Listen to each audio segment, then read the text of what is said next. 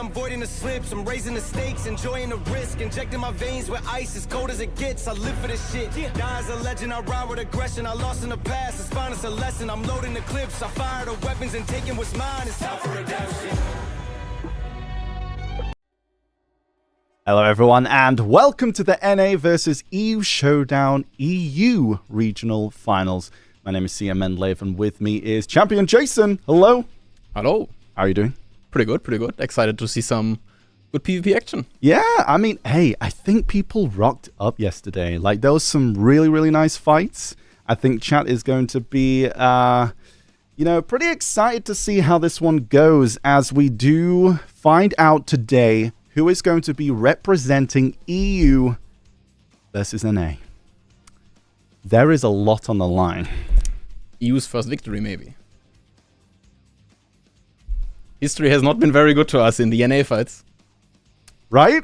I mean, hey, listen, there are teams in this top 8 that have a chance. Like, I already saw some of the teams that were taken out for NA. I mean, also the teams that also got through are terrifyingly scary as well. So whoever does take the W for this final has a lot of pressure on their shoulders today. But also a big opportunity to make the entire European region very proud.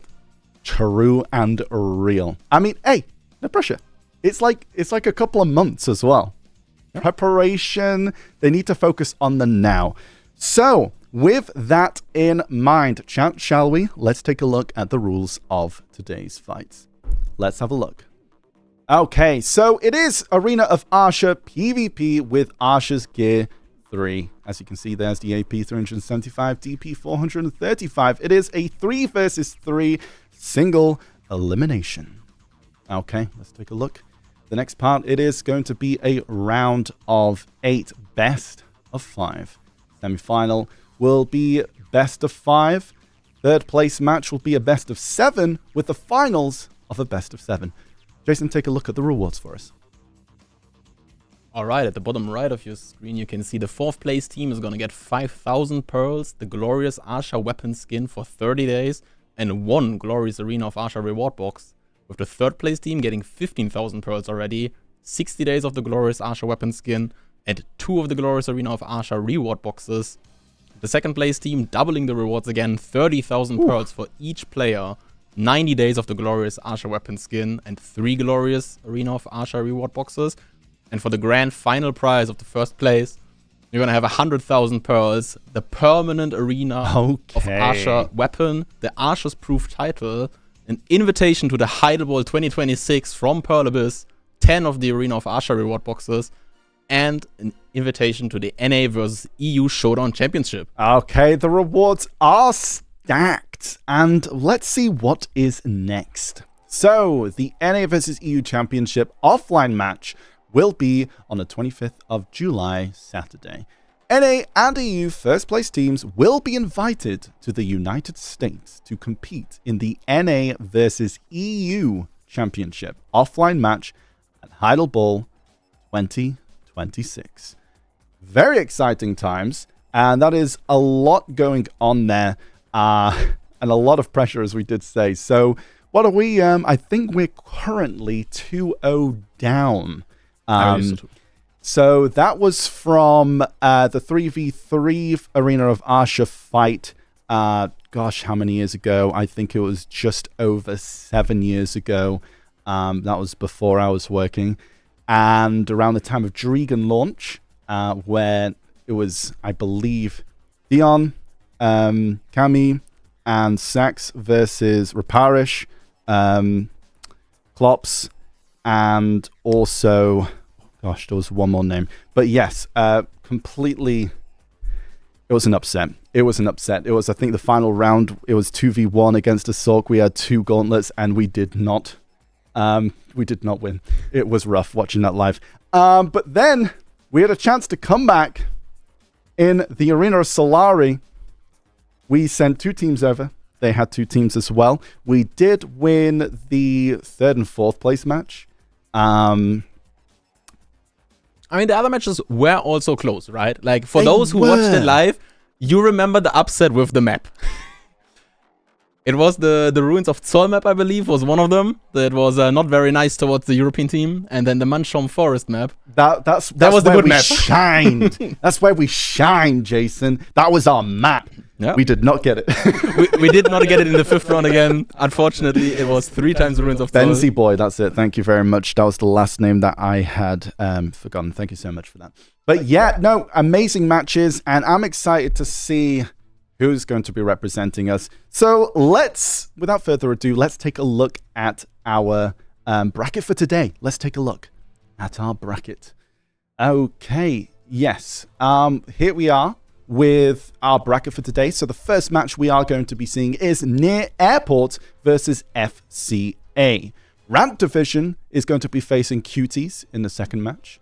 And then in the lower part of the bracket, we have Loskatanillas versus SolareKnight. And the last match of round 8 will be LowCortisol versus Meow. Okay, before we do go into the journey of these, let's take a look at the event prediction. Who did chat think was going to win this tournament? Let's take a look at that. So, we do have Near Airport with almost 20% there, Jason. Which one did you vote, by the way?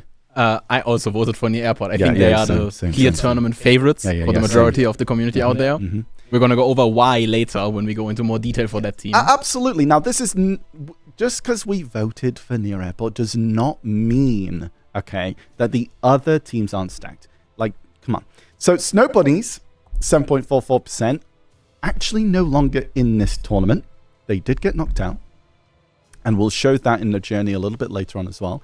Never Lucky, which is Rappo's team, got 6.22%. Unfortunately, was taken out in the first round. SolareKnight is still in this tournament. And Deny no longer as well. So that is our predictions. This was the overall predictions from the community, by the way.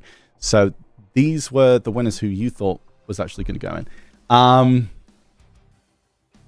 Only 25% of chat votes are still in the tournament left there. So Yeah. chat is not doing quite well so far on the voting. I mean, They do not know their EU representatives. I mean, to be fair, people change their names all the time. So let's go back and take a look at the journey of our teams here as we do go into that. Yeah, let's take a look at the bracket. Okay, let's first take a look at Near Airport's journey. Jason, take it away. Yeah, in the first match, they were fighting Goulias. I hope I pronounced that name right. Yes. Quite a dominant 2-0 victory. And then in the round of 16, they did actually drop around to Arcturus. And I remember watching that fight, and it was closer than I personally would have expected it, actually. Yeah. Considering how much of a tournament favorite that team was. So Avi was playing with FXP, I think, and Catch. Right. So yeah, Prum was not fighting in that one. Yeah, and now then, today we're going to see them fighting FCA in the first match of the day. Okay, let's take a look at FCA's journey. Yeah, first round against Nerf DP, which was, I believe, Podkovaru, Mixini, and Legion fighting. Taking a 2-1 victory there. Yeah, strong in a team nice there. fight. Then 2-0ing the team of Elion, which might be a name quite known around the people. Yeah, the Sork. And then TikTok afterwards, which also had some known names in there. Okay. But also taking a 2-0 victory. So far having also a rather good performance. Now looking to take on the tournament favorites. Let's see if they can go for the upset or if XP will take it away. Okay, and then up next in this next match, we have Rant Division, which is the underdog, as they've faced against a few teams here, which we thought would have actually gone through. Yeah, personally, I did not have Rant Division on my list to make it into those quarterfinals, but they have not dropped a single round yet. And first it's the only one, I think. Maybe. We'll find out. Carry on. Yeah, its first round was against Get Us In, and then in the round of 32, you see the name Homie Squad, and that might be some names that are quite known, with Osku being the masterclass winner in Berserker, getting eliminated. Taz, also very known Saktrakania player, and I believe it was Etma fighting alongside. Rather known Sork player, and getting 2-0 there from Rant Division. Yeah, actually kind of crazy. kind of crazy. And then against Florpov as well. Yeah, taking a 2-0 victory. So yeah, so far the only team that is like undefeated. I don't know if we have some teams later, but we're going to go through that. Yeah, so I mean, okay, next we have the Cuties. Who were they facing against? Round 64 against Misclick, and then in the round 32 you see a Team Ablaze, which consisted of a few known players, I believe, with a Bird, Snessie, and Lit getting a 2-1 victory there. Yeah. A rather good match. I'm not 100% sure if there was a 2v1 that was thrown anymore. I think that was the something happening, SolareKnight. Yeah. I just know that the fight against Ablaze, according to Cezanne, we're watching it, they had a really nice fight. It was a really good fight. So yeah, first thank you to all of our partners who were streaming the round of 64, the round of 32, and the round of 16 as well. If you do want to go find out the previous matches, you can go check out our partners who were streaming that. But yeah, please do check that out if you want to catch up on all those previous matches. Yeah, and then in the round of 16, taking a 2-1 victory against Team Kartoffel. Kartoffel. A very German name. And will now be facing the underdogs in the quarterfinals of Rant Division, seeing if they can keep the streak up, or if Rant Division can keep up the streak of the upset so far of that tournament. I know. It'll be crazy. It'd be very exciting to see them. It'd be crazy. It would be crazy. Okay, next up, Loskatanillas. Taking a 2-0 victory against Capybara in the round of 64. Then a 2-1 fight against Olvium Frontier, our beloved Olvi Academy sentence. Everyone has been spamming it quite a few times. And then taking out 2-0 Labao as well. So Labao on deck. Quite solid so far. Is going to be facing off against SolareKnight. I've seen a lot of people in the chat already being fans of SolareKnight. Oh, yeah? Yeah. Okay. Interesting. Yeah. I'm fair. I mean, SolareKnight's got also some, players will be going over when it gets to their match. We do have a pretty fun clip to show people of a previous fight that happened yesterday. So let's take a look. Yeah, for SolareKnight's match journey, they had a grab, cooldown, when. I wonder what classes that could have been fighting there. In the round of 64. Then in the round of 32, it was fighting Bike. And then I believe it is the clip that we're going to show later on as well of the match against Don't Kill Bass, Please. Unfortunately, Bass he did, in fact, get killed. He didn't. Spoilers. You can see it from the fact that they're here today. Died. Yeah. True. And now be fighting in the quarterfinals against Loskatanillas. Okay, and then LowCortisol. Their journey started off with a round of 32. They did not have to fight in the round of 64. Fought Labao, Team 2. I didn't know we have two teams called Labao. Yep, Labao 1 too. Then against the X-Bow Daggers, I believe that might be referred to another game, in the round of 16, but so far also actually undefeated. They only had 2 matches, but also together with the Rant Division team. No loss yet so far to face, but we're going to see if that changes today in the quarterfinals, as they're going to be facing off against Team Meow. And yes, this is the last team. Let's take a look at their journey. They fought a Corte Seraphica in the round of 64, then off-meta 6-7. I hate whoever made that team name. In the round of 32. And then fighting off-meta, which I believe was Lua's team. And was also a good match in the round of 16. Took the 2-1 victory there. Yeah. Though, making it now to the quarterfinals. And we're going to see... LowCortisol versus... Yeah, absolutely. So we've got a pretty stacked fight so far. Okay. Yeah. Pretty excited for this so far. And I do believe we have the first match ready. So that is your team near airport with Team FCA. Let's take a look at the participants of who is going to be fighting this one here. Yeah, on the side of Team Near Airport, you have Mystic, FTP, Sage, Kash, or CJ, whoever you're going to refer to his name. And then the Seraph, I think Enlev and me will both just refer to him as Pruim, for the people that don't know that Seraph player is Pruim. And for the side of Near Airport, I mean, FXP rightly, I think, known as one of the best Mystics, if not the best Mystic this game has seen. And many others. And we'll if we're going to go through... and many others, but we'll go on to that. And many others, but we're going to see, like, he won the Best in Trial tournament, won the Best in Guild 2023 Invitational, won the Best in Guild 2024, and won his Masterclass tournament in 2025. also got third place in the normal Best in Class tournament and lost the quarterfinals to the winner team in 2022 in the Best in Guild. So I believe he participated in about every official tournament this game has made in recent history. Yeah. And won 4 of them. Yeah, So that's quite a record. Prim also winning the Best in Class 2021 and the Best in Guild 2023 Open. FXB also took out Baton in Freya's tournament as well. Oh, true. A very old community tournament. Yeah.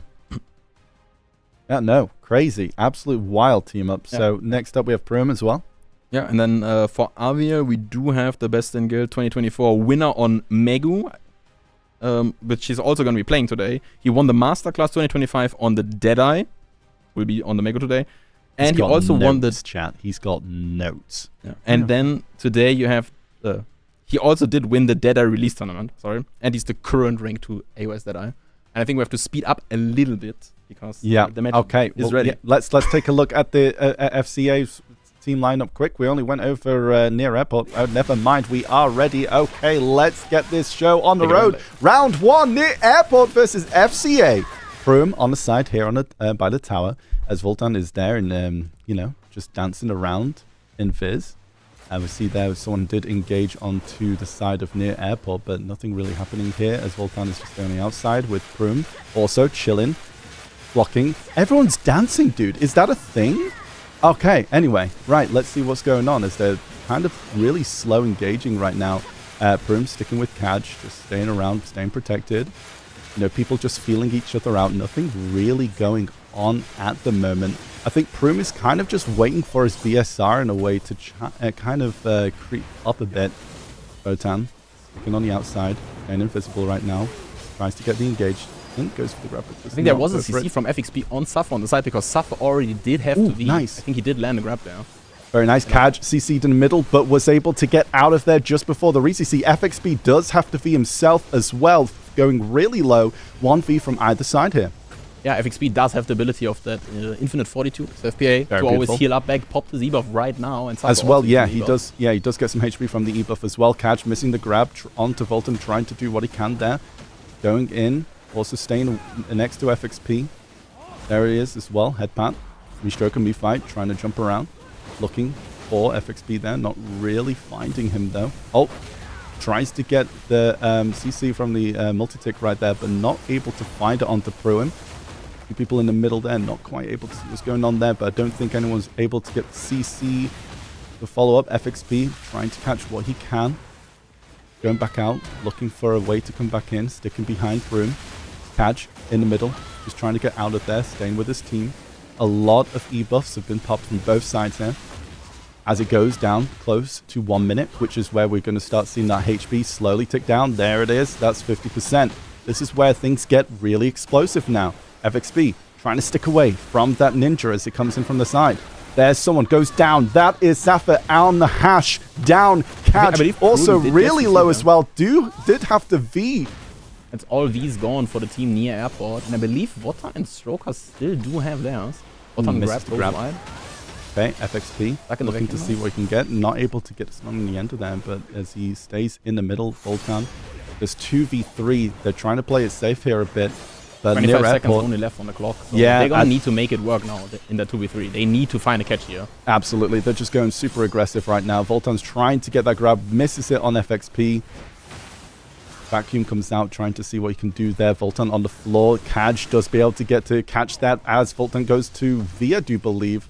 Yep, Kaj able to try and sniff it out there. Not able to catch it as he does come out. There, Voltan trying to get a CC onto Kaj, but that is time. Just waiting it out on a time. Round one goes to your... You have the HP advantage. You can just run it out. And I mean, we might see a lot of that, to be fair. Like, I think... There's a lot on the line. I think, like, when it comes to rounds like that, people are just playing for the win. But yeah, like near airport, just playing really smooth then. We did see that, well, we didn't really see the catch onto Safa, but we did see him go down. And from there, it was just meticulously playing it safe, whilst maybe trying to catch them as they go aggressive on the end there. Yeah, I mean, you can see that catch as on that awakening stage, like a really aggressive player. Like at one point, you saw Prum and FXP like slowly dragging out to just like reset the fight a little bit. Yeah. And then like about 10 seconds later, Kash came back, but take it away for the next round. Okay, we're now going into round 2. FXP Down in the middle here. Kaj kind of playing aggressive in the middle as well. He's staying on the side now. Just chilling. Just waiting it out. Stroker in the middle. Trying to, you know, claim it for his. Trying to get there, CC, but wasn't able to quite get it onto Broom. Not able to find anything there as well. And look at that. Like, near airport is just sticking together as a 3. Doing really well. As the other side here, FCA is trying to spread it out and try and catch them alone. But they're doing really well to stay together here. It really does look like Stroker is looking. Nice catch there. Follow up onto Catch. The catch is there, but also Voltan as well. But Catch is able to stay alive, not using his V just quite yet. Stroker on the floor. Also Vs go out on the side of FCA. 1 left for Safa. FXV trying to look for the hash there, but not able to quite find it. Stroker finding his hash Ren right there. Sticking together a little bit. Looking to go into the middle. Not trying to see if he's able to catch anyone as he comes in. But it's all just playing a bit safe right now. I mean, the team near airport does know they have the advantage. 2 Vs already popped and now slowly look to grab their E-buff. They also basically all full HP. Yeah, absolutely. Broom trying to go for the grab. Not able to get onto Stroker there, but is playing around with the hash now in this end. There's FXP sticking with his friend right now. Trying to stay protected whilst waiting out for those gaps. Not able to be able to see quite anything there yet. I believe Stroker did get FXP there because he forced the V. There was a grab miss, and I do think there is a lot of damage going on Stroker. Yeah, that is it. I think it was trying to get on to Catch, but Catch found him. FXV goes down 2. That is both gauntlets out of this fight. Also, Prum is really low as well. I did have the V, so now it's a 2v2. Kaj looking pretty healthy here. 50% HP cap is going to hit, so that's going to be good for the side of Prum because he was below that cap now. Absolutely, yeah. Oh, Catch gets CC'd, is able to still have his... He still has his V, so he's able to use that now. Voltan looking I believe around. Safa now the only player to still have his V, so might be looking to play a bit more aggressive. Voltan grab does go wide there, as he's in the 1v1 with the Seraph. I'm not sure if that's a fight that he would like to have. And misses to grab there and as well too. Prum looking to help out Catch now. Yeah, but near airport side, a little bit more grouped up, and FCA might want to regroup as well. Okay, yeah, definitely like the Ninja is looking to try and get that grab onto Prum, I think, here. I definitely think Prum is the focus, and that's where you see it with the hash. Getting the grab, nice follow-up. Kaj, 1v2. Can he get this back with 13 seconds on the board? I do not think FCA need to really risk anything here. Never mind. They just say, hey, near airport is, you know, everyone wants them to win. Let's rock up today. We're not going to make it easy for them, Jason. Not going to make it easy for them. I mean, they need to fight for that NA spot. Yeah, and that's what we like to see. I've seen CJ win 2v1s before, but with only 10 seconds on the clock, I don't think... Yeah, I mean, the thing is, we're not really seeing CJ dancing much right now. I think right now he's realizing, okay, they kind of need to lock in a little bit here as we go into round 3. Let's take a look. FXB Bov right here. God Mystic. See what we can do from both sides right now. Okay, Kaj playing a little bit aggressive as he usually does right at the start, out of the gate, trying to see if he can get that early grab. Voltan is just chilling in the stealth, just looking for some sort of engage on the side. Yeah, I mean, if you have invisibility, use your invisibility. So right now, but the thing is, what we really like to see here from near airport is the fact that they're sticking together quite a lot. Broom on the floor. Never mind. He had to V straight away. Not looking good for this round 2 already for the side of near airport as he does come out of V. You do have that iframe just as he come out now, so that is looking pretty good. He's able to get out of there without any trouble. Voltan goes into Fizz, trying to see if he can find Broom there, but wasn't able to get that. But you see now both Safa and Stroker popping their E-buffs, looking to probably keep the pressure up on Prum now, knowing that he does not have the E. Yeah, absolutely. Kaj sticking on the outside, looking at he's got Prum there. Chip damage on to Safa as well. Seeing if he's able to catch him there, but not quite able to get him. Does get caught himself. Is he going to have the V? Does find a re-CC onto it, but also Stroker's on the floor. Is he going to use his V here, or is he going to try and get out? He does Rift Chain out of there. Very nicely done from the side of Kaj. Importantly, though, they did get the V out of Stroker, and that is all he was going for Team FCA, while near airport still has 2 of them ready. Yeah. And CJ holding onto that V can be really catches Safa there as well. Yeah, no, really well played. That was really good. Safa tries to go for the grab, but gets CC'd. Has the V from Prum's grab there. Broom in the middle, looking to see if he's able to catch anything. Stroker trying to see what he can do. Broom dancing around. Oh, there's a lot of grouping on action going on here. Sapphire is really low. They had to get out of there. And you can see Broom now on the hunt. Yes, absolutely. Like, this is it. Cadge and Broom are absolute hunters. And then you've got... Oh, grab straight onto Broom. FXP misses to grab on the Ninja. Broom is down, but so is Solo for Volton. But also Stroker is down with no fee. He goes out. Volton is... still alive, so it's a 2v2 situation going on right now, but Sapphire is also going down. He's so low and he is gone from FXP and Cadge. It is now a 2v1. Volton still alive, trying to do it as best as he can.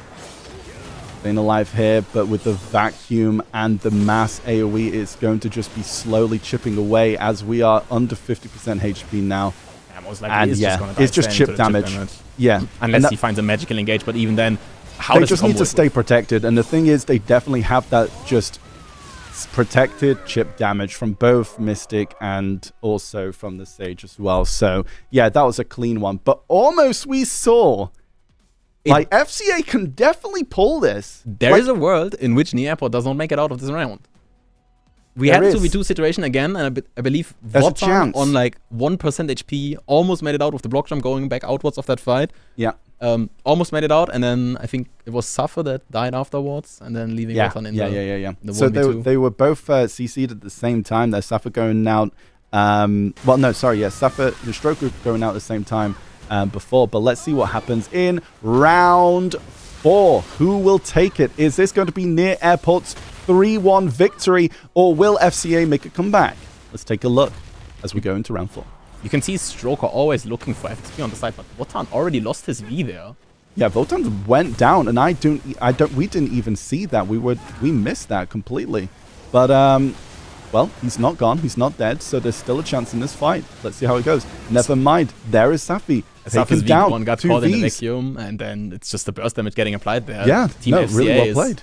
Okay, Catch trying to find Safi as he comes out, was not able to find it, but able to play really, really well there. Just, okay, we see it, Catch. Never mind, you do get the dance. Okay, buddy. Catch, staying on the outside, trying to catch as many people as he can, keeping his back also to the wall as well. So that means those frontal guards do have that pressure. Kaj on the floor. CC there really low. Does have to V. Never mind. He is getting a bit too big for his boots there. He needs to lock in. Okay. Yeah, and I'm surprised to see Votan actually going aggressive on Kashi, because considering Stroker still does have his V available, so he can play really aggressive here. But it is Votan stepping up with no And Prune gets his consume as well. Oh, no, sorry. I think that was E-buff. Yeah. No. Okay. I thought that might be... And you see Pro permanently trying, like, on the outskirts of the fight, looking for those isolated rest there. Yeah, it was his E-buff. Now gets the grab with the Suffer, has no V, and I think he can even one-combo him by himself. But yeah, ooh, grabbed from Stroker as well. Is he able to get a follow-up from his team? But Suffer does go down, so that is 2v3 right now with Prume still a bit low. V does go down, and Volton is on the chase. Yeah, nice. The vacuum, nice peel from FXP. A nice peel attempt out there coming from Stroker, trying to save him. Absolutely, yeah. Prume does have his V available. Okay. All pretty low on the side of Near Airport, but that is because we have now gone below a minute here, as 50% HP will be the max. So all it takes is probably 1 CC. I mean, if it didn't before. Still does have that V advantage. So if they do get a grab, 50%, no Vs left on the side of Near Airport. True. So they can turn this around. They just need to find that opening. And you can see with how slippery their classes are. Like, Hutch usually playing super aggressive, but he has the availability also to just kite it out under the Waking Sage. Absolutely, and that's all they really need to do here. Like, Stroker's they just wait for them to try and mess up or slip up, and then, you know, Near Airport is able to follow up on that. But they can play protected. They can just play this and ride it out. Like, yeah, it's you easy do for them. see them 8 seconds. sticking really close to each other, right? Like, they do dash once or twice to the side, but then they always know where to go back to each other, so they're always 3-man group. Stroker grab doesn't go right. That's time just runs out. It. FCA taken out against Near Airport. I mean, yeah, no, extremely well played. Yeah, no, so like the animation of the wings, I was like, but then the E buff doesn't actually show on the icon for the underneath the scores, but it does show on the cooldown. So I was like, it was debuff. But yeah, no, very well played. I mean, the thing is, you got to be meticulous here. There's a lot on the line, and there's just no point really trying to... It's not your everyday AOS match where it's a 3v2, but you want to ego check the other person and then you just go for it.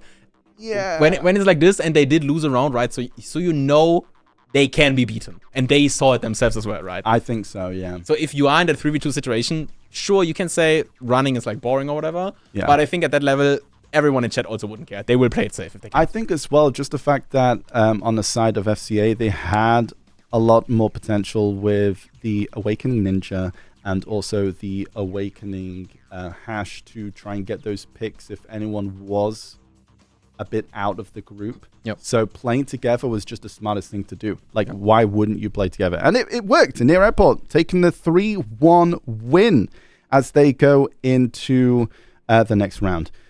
Right. Okay. So we have up next our next match. Let's take a look at the teams of Team Rant Division versus Team Cuties. Let's take a look who's going to be playing. Okay. Let's take it away. So I believe it is Bird Die on the LAN. I am Mushi on the Hashashin and Realstar on the Deadeye. And on the side of Team Cuties, you have Haiga on the Awakening Sage, Buffer on the Succession Valk, your Masterclass winner. Has shown the potential of the Succession Valk with the healing in the fights previously. It's For those scary, who haven't watched actually. I think he kept Haiga and Mervis alive 3 or 4 times at 1% HP. And I'm surprised, or like, I'm really curious to see if he can pop this off one today as well. And then Mervis on the Awakening LAN, looking for those engages. I'm really interested to see. Like, thing is, with Rant Division, not many people really thought they were going to get this far. There was a lot of teams. I mean, we went through the history, right? There was a lot of teams before that we thought, oh, these are strong teams. These people are going to make it to top 8.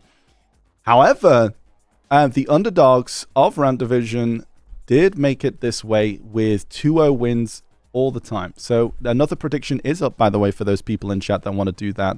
But yeah, it's you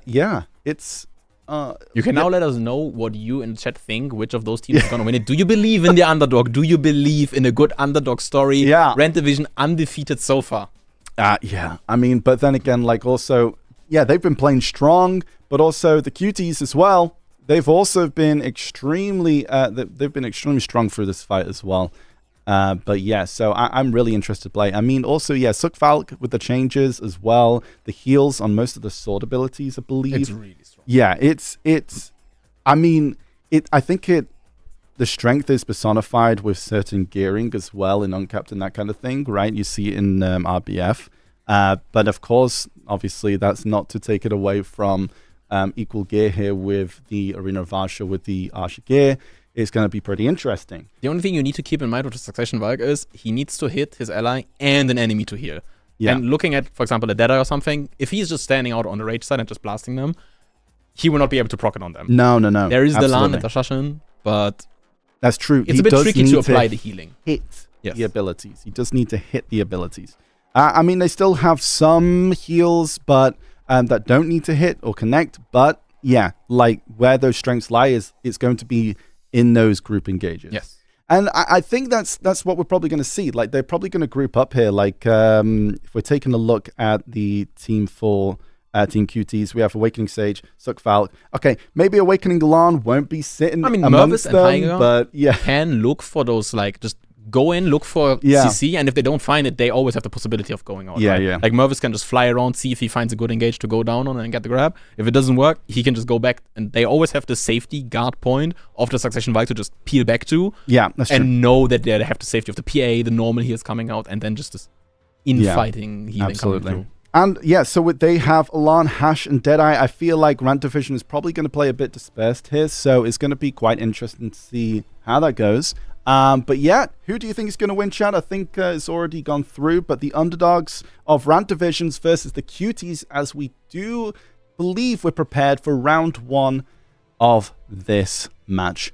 Let's take a look as we go into Rant Division versus the Cuties.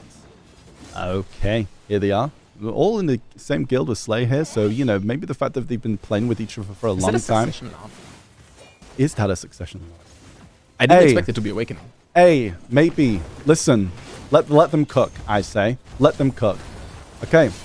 Vafroy on the outside, trying to do what he can here. There's the Deadeye, trying to, you know, run and gun. A little bit there, bit of chip damage onto Vafroy. Not able to do much, as you can see right now. Okay. Vafroy on the outside, trying to get away from... Is that his Awakening? Yeah, it is. Yeah. Okay, this is Awakening. So they need to be careful of the grab. With Hash's grab as well, also can be very, very scary. Realster had to V. We did miss that on the outskirts there. So that is 1v gone from the side of Rant Division. And the Lant is able to fly out. Ooh, nice grab from Mervis on to the Deadeye. Deadeye has gone down, so that is a pretty quick takeout. Mervis locked onto that target there. The one person that doesn't have a V, and he immediately gets it afterwards again. Knows his target, follows it up, and then that's a... Yeah, extremely well person played. down, and now they can actually chill back. They don't even need to look for something. It looks like they still do look to go for all defensive with Heiger here, for example. Yeah, but they don't even need to. They always have the safety now to just chill out. Absolutely. I think Heiger right now is just playing a little bit safe. Vafroy did get CC'd there, but he is looking still pretty healthy, able to get those heals off. We're just seeing that with those skills of those hits. And then as Vafroy gets Birdie the grab onto does Birdie. V. Birdie needs to get out of there. Oh, nice grab onto Mushy. We just swapped over to Heiger to see then catch that grab. Beautiful grab, and they both go down in a heap together. Very quick fights. I mean, hey, like, I think it was very well executed. It was flawless execution from Team Cuties there, I would say. There was not much they can do. They did get a CC on Vafroy, but Succession Valkyrie with the tankiness that it has, he got to, like, what, 50% HP maybe, I think it was? And then he just attacked. Instead of trying to get out, it's like, hey, I'm just going to attack. Get heals up, also dealing damage to you.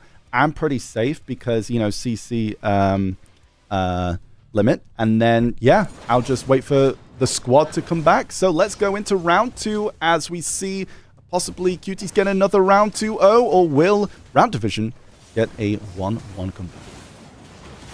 Okay, a lot of damage already going on Vafroy in the middle there. Vafroy is really low. Vafroy having to be out early. Very well played. Holds onto his V. A lot of damage there. Mervis as well, very low. Okay. Rant Division maybe waking up. Pause. Okay, let's see how it goes on for the rest of this fight. Vafroy popping the heals there, getting back up to almost full HP, but now they're on a cooldown with 1.5 minutes cooldown. Also, V is down. Oh, okay. Mushy really low. Had to V. So does Birdie. Also gone. Never mind. That's just again, I believe. Yeah, okay. This kept though very early, so... Yeah, absolutely. Vafroy still a little bit low, but Mushy also is looking not too hot right now, but it looks like both teams have gone back to kind of reset this fight a little bit. Calm it down, take it slow. And some of Cuties have actually turned it. They got 2 Vs out of Birdie and Mushy. Yeah, Vafroy really low. Nice CC. No V left, he is gonna go down. Yay, that is Vafroy down, but Birdie's also down as well, because no V from them, and that is a 2v2. Mushy not able to find a grab, but was, I do believe Realster did get grabbed from Higa there. Very well played. Nice catch. I believe it was Heiger also getting the grab there onto Birdie. Yeah, so he's looking to absolutely turn this match around. Yeah, Heiger's been, Heiger's been playing really well throughout the tournaments as well in the previous matches. So let's see if... nice grab through the wall. Okay, Realster is down. You gotta watch out. The grab is ranged. Oh, that is Mushy down as well with 2-0 to Cuties. Heiger got that in the back pocket. Heiger actually cleaning, dude. Cleaning up this team. I mean, to be fair, you can see how Rant Division has got to this stage. I mean, with the Deadeye alive, they actually had good damage on Vafroy there. In the first round, if the Deadeye is alive and it's not CC'd, they have good damage. Yes. Crazy. Crazy. Yeah, I'm... We saw it. Let's see what happens as we go into round 3. Okay, will it be a 3-0 or will Rant Division make a comeback? Let's find out. Okay, Mushy dancing around on the hash, looking to see if he's able to get a grab. Heiger misses the grab from himself, but that is also Mushy on the floor. Also, Birdie did have to go V as well. Realster took a bit of chip damage, but not using his V quite yet. A little bit of a reset here for the team on Cuties, just playing it out here. Birdie trying to kind of, you know, poke them in a bit. coming in, trying to see what he can do. Grab goes in, finds Mervis. Not able to... Ooh, there's the little bit of damage there. You can see the healing coming out from Vafroy there as he tries to yeah. and Birdie now... But Birdie's down. Was able to get the grab, but dies for it. Without a V to get out of there, that is rough. Yeah, as long as Vafroy is on that person that gets grabbed, he can just pass those 3-4 skills. No, absolutely. And especially so when HP can go up to 100%, like, Vafroy is like living in his element at the moment. Realster. Trying to do what he can to try and stay on the outside, helping his teammate, looking to see if he can help there, but it does go down. And Realster on his own, fighting for his tournament place against these 3 Titans. Is it going to be enough as Heiger comes in to try and swoop and finish? It is not enough. Or Realster. It's not enough. It wasn't enough. No. The underdogs remain. They had a good run. They had a good run. They had a very good run. They had a good run. But 3-0'd here and... Clean. Very clean execution. Cuties looking pretty strong. Will be facing near airport later. That's going to be interesting. I mean, I'm very excited to see how that's going to go. I'm curious if there's going to be any roster changes coming out. I believe near airport does have a substitute. Of course, yeah. With Javier. Yes. I'm curious if they're going to swap that in because, I mean, that extra burst damage from the Awegu maybe. Who would you swap out? Room? Probably. I'm not too sure because it would be nice to have the I potential think, from the Seraph, but I don't know. I think the Awegu might have the better burst damage. I think Mystic would need to stay there just to be able to keep some of them down.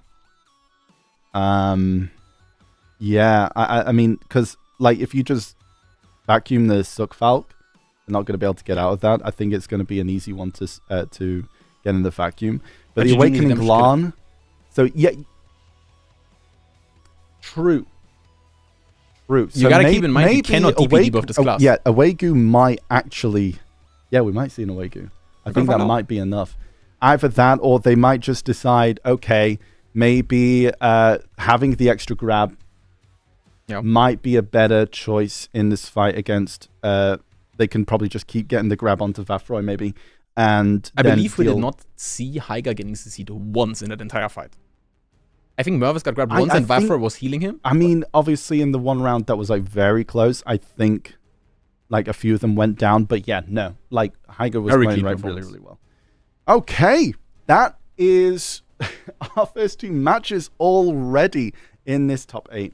So the next teams that we do have is Team Loskatanillas versus Team SolareKnight, which I do believe we do have a clip taken from one of our partners / content creators, I do believe.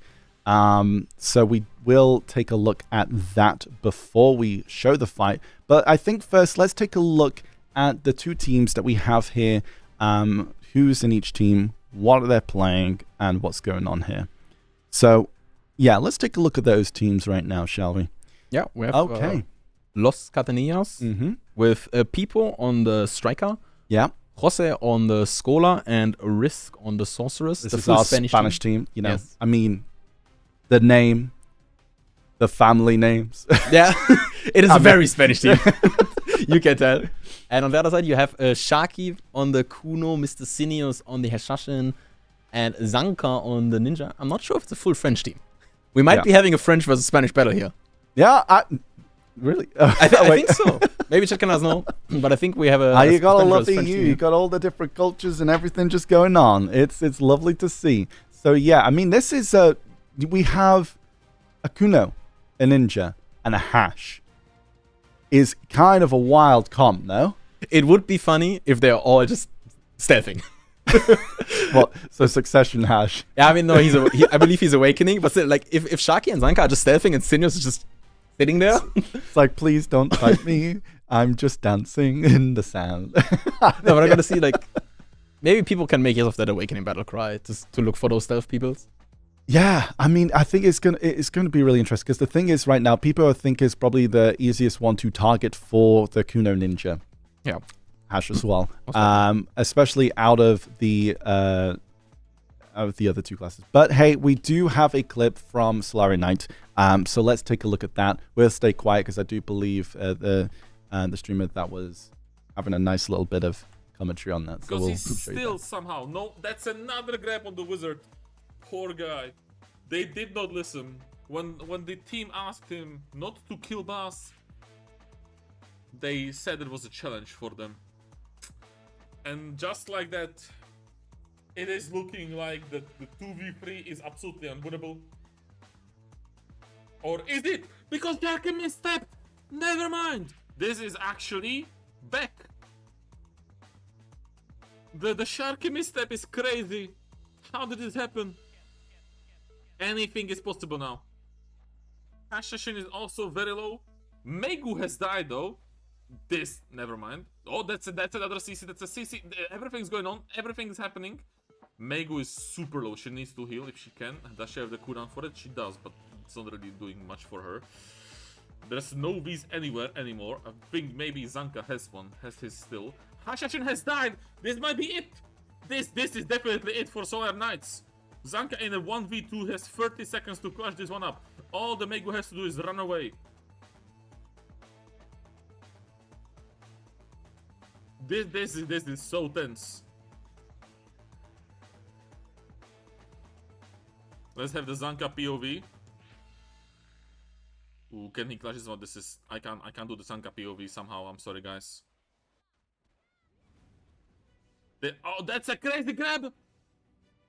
Oh, will it be enough? Will it be enough? He's getting damaged the entire time, but oh my god, that is a it's a 40%. And so. And SolareKnight took it, was what he was about to say, I believe. So yeah, that was pretty insane. Like, it was looking strong from SolareKnight. Then they threw it to the other team. And then the other team 2v1. Then threw it back to SolareKnight. I mean, I'm not sure if you can say they threw it, but maybe like Zanka popped off. Getting that 1v2. Well, they were 3-2 up. Then gave it... Yeah, SolareKnight griefed at the start. Like, they killed Buzz, and then after that, they threw it to the other team. Yeah. And then Zanka somehow needed to make it work. And I'm actually quite curious to see what the comms would be in that voice chat from Zanka after that match is over. I'm sure you can find out. But yeah, no, I can imagine in that moment being quite tense. I can imagine that being very tense in a moment like that. So, we do have Loskatanillas versus SolareKnight. We do have a pretty interesting comps going into this fight. I feel for the streamer, everything happening all at once. Yes, I agree. That is exactly what happens in these fights. Let's take a look. First round of this match going into this best of 5. Let's take a look. Let's see if Zanka needs to put out the 1v2 again here, or if he can trust his team. Yeah, I mean, right now, I think Peepo is going to have a bit of a tough time, as he's probably going to be one of the main targets here, as he is, I believe, probably the easiest to take out. However, Risk, never mind, does V. Peepo, V's as well. Katanillas is not looking too hot going into this first round. Zanka on the outside. Block jumps, tries to get a grab there, but not able to quite get it. He's chilling on the outside. He's looking around. Peepo. Katanillas popping all the Evos now, trying to claim him back, because they need to get some sort of V and pressure. Absolutely. People now know V, as you said already, is going to most likely target. Yeah, Jose still has his V as well, but also probably one of the classes that is most likely to survive the longest out of the team members that he does You see Zanka permanently. Yeah, Risk. Ooh, looking a bit low, but also I believe Pop E as well. But I think that is because we're starting to get into that time. Yep, never mind. Yeah, that is because of the time. My bad. Okay, there's Risk. Taking a little bit of chip damage there. Was it just W walking? No, Jose just got stiffened, I believe. Oh, okay. On the floor is Sinius. And Sinius having to take that V. Risk. You can see they come up. Oh, it is a succession. I mean, yeah, fair. I thought I saw a scythe. Never mind. I was lost. Okay. Ooh, Risk. A lot of damage there on the back, but not quite able to get taken out by the enemy team. Risk able to get out. Misses that V. Nice dodge. Zanka trying to stick onto Risk here, doing what he can, trying to find his back. Oh, okay. Sharky Was able to get a nice CC there. A lot of damage goes off, but there goes one down from Risk is out. I thought it was someone else that they got the grab on, but very well played. Okay. And Sinius also... Sinius is very low as well. Having to get out. Okay. With Sharky. Looking out, seeing if we can help out his teammates. Pipo in the middle, doing what he can. Sticking with his teammate Jose. Ooh, okay. Nearly a catch from Zanka there, but not quite finding on Pipo. They still have to be very careful in this 2v3 here. Zanka really low, but able to get out. A bit of chip damage from there. Zanka staying on the outside. Pipo looking to try and find that with a battle cry. Not able to do it. Zanka looking to see who he can get. Ooh, but that is Pipo out in the middle there. We just missed it, but there is Jose. Also got Sinius. Wait, Sinius was taken out as well just at the end there. Yeah, right there. Jose did land onto him and took him Very out. nice. Okay, Jose looking to see 5 seconds catch Zanko. Misses the grab. Nice follow-up. And that is round 1 for SolareKnight. Very well played. I mean, it... You saw at the beginning, as you mentioned, people, the force, like the pressure point immediately had to V. And Risk also had to V quite early. I was surprised. Yeah, no. On the Sork, you should quite... Well, I think that's the thing. Like, you have to be careful. A lot of those jumping into the back, right? Those kind of like block jumpy kind of skills, especially, well, not so much anymore now with Sork. It's a lot more super armors of some of those skills. But I think still those forward guards need to be careful of skills like that. So we go into round 2. Will SolareKnight take the second round in a row, or will Cuties make a comeback? Okay, here we are. Risk on the outside. Little pov from there. Pipo missing the grab there. Unable to get it. Risk trying to just play a little bit safe in the middle here, trying to find anything with the Dream of Doom. People missed his grab and got CC'd by Zanka in return. Yeah, and that's a lot of damage. Does have to V. Jose also taking a little bit of chip as well. Zanka with the grab onto Risk. Let's see the combo damage he will have to do that. And V is also gone from Risk. It is the same as well. 2 Vs gone again for the first round. Yeah. Let's see Sharky looking for the V. Ooh, brutal. Sinius gets CC'd by Risk though. Yeah, Sinius is also, had to be very careful. Was really nice play coming out of that V from Risk there. Very well played. Okay, Sharky dancing around. Like to see it. Jose in the middle. Risk trying to catch people with the Dream of Doom. Doing a bit of chip damage himself. Not able to find anyone just quite yet. Trying to just stay on his feet right now. The rest of his teammates are looking to fight the rest. I believe it's Zanka on the ground. Zanka did have to V as well. Zanka has his V gone too. That is 2 Vs gone from both teams now, with Jose still has it up, and so does Sharky. Sharky probably looking to play really aggressive now. It seems to be chasing the zone. Not sure if he's absolutely going to swap out that target maybe. I know, I think it's a pretty good target to go for. There, Pipo does kind of get the iframes to grab from Sharky. Very well played. As we are here in the middle here now. And Zanka not slowing down a little bit. He's not afraid. No V. He knows Sharky has it up, but he's not afraid to just keep looking for those openings. I think he needs to be aggressive, and that's it. Like, Pipo is definitely a target for them. But also, there are 2 Vs also gone from Cuties as well. We are now going to that 1 minute timer. Just die standing. I see. The 50% HP cap? I did not see. Yeah, 50% HP cap. Right in the timing is not good. You do not want to be on the ground as the 50% HP cap goes down. Holy, the damage was wild. And that now puts the pressure onto Jose and people needing to find one of those openings. But who are you going for?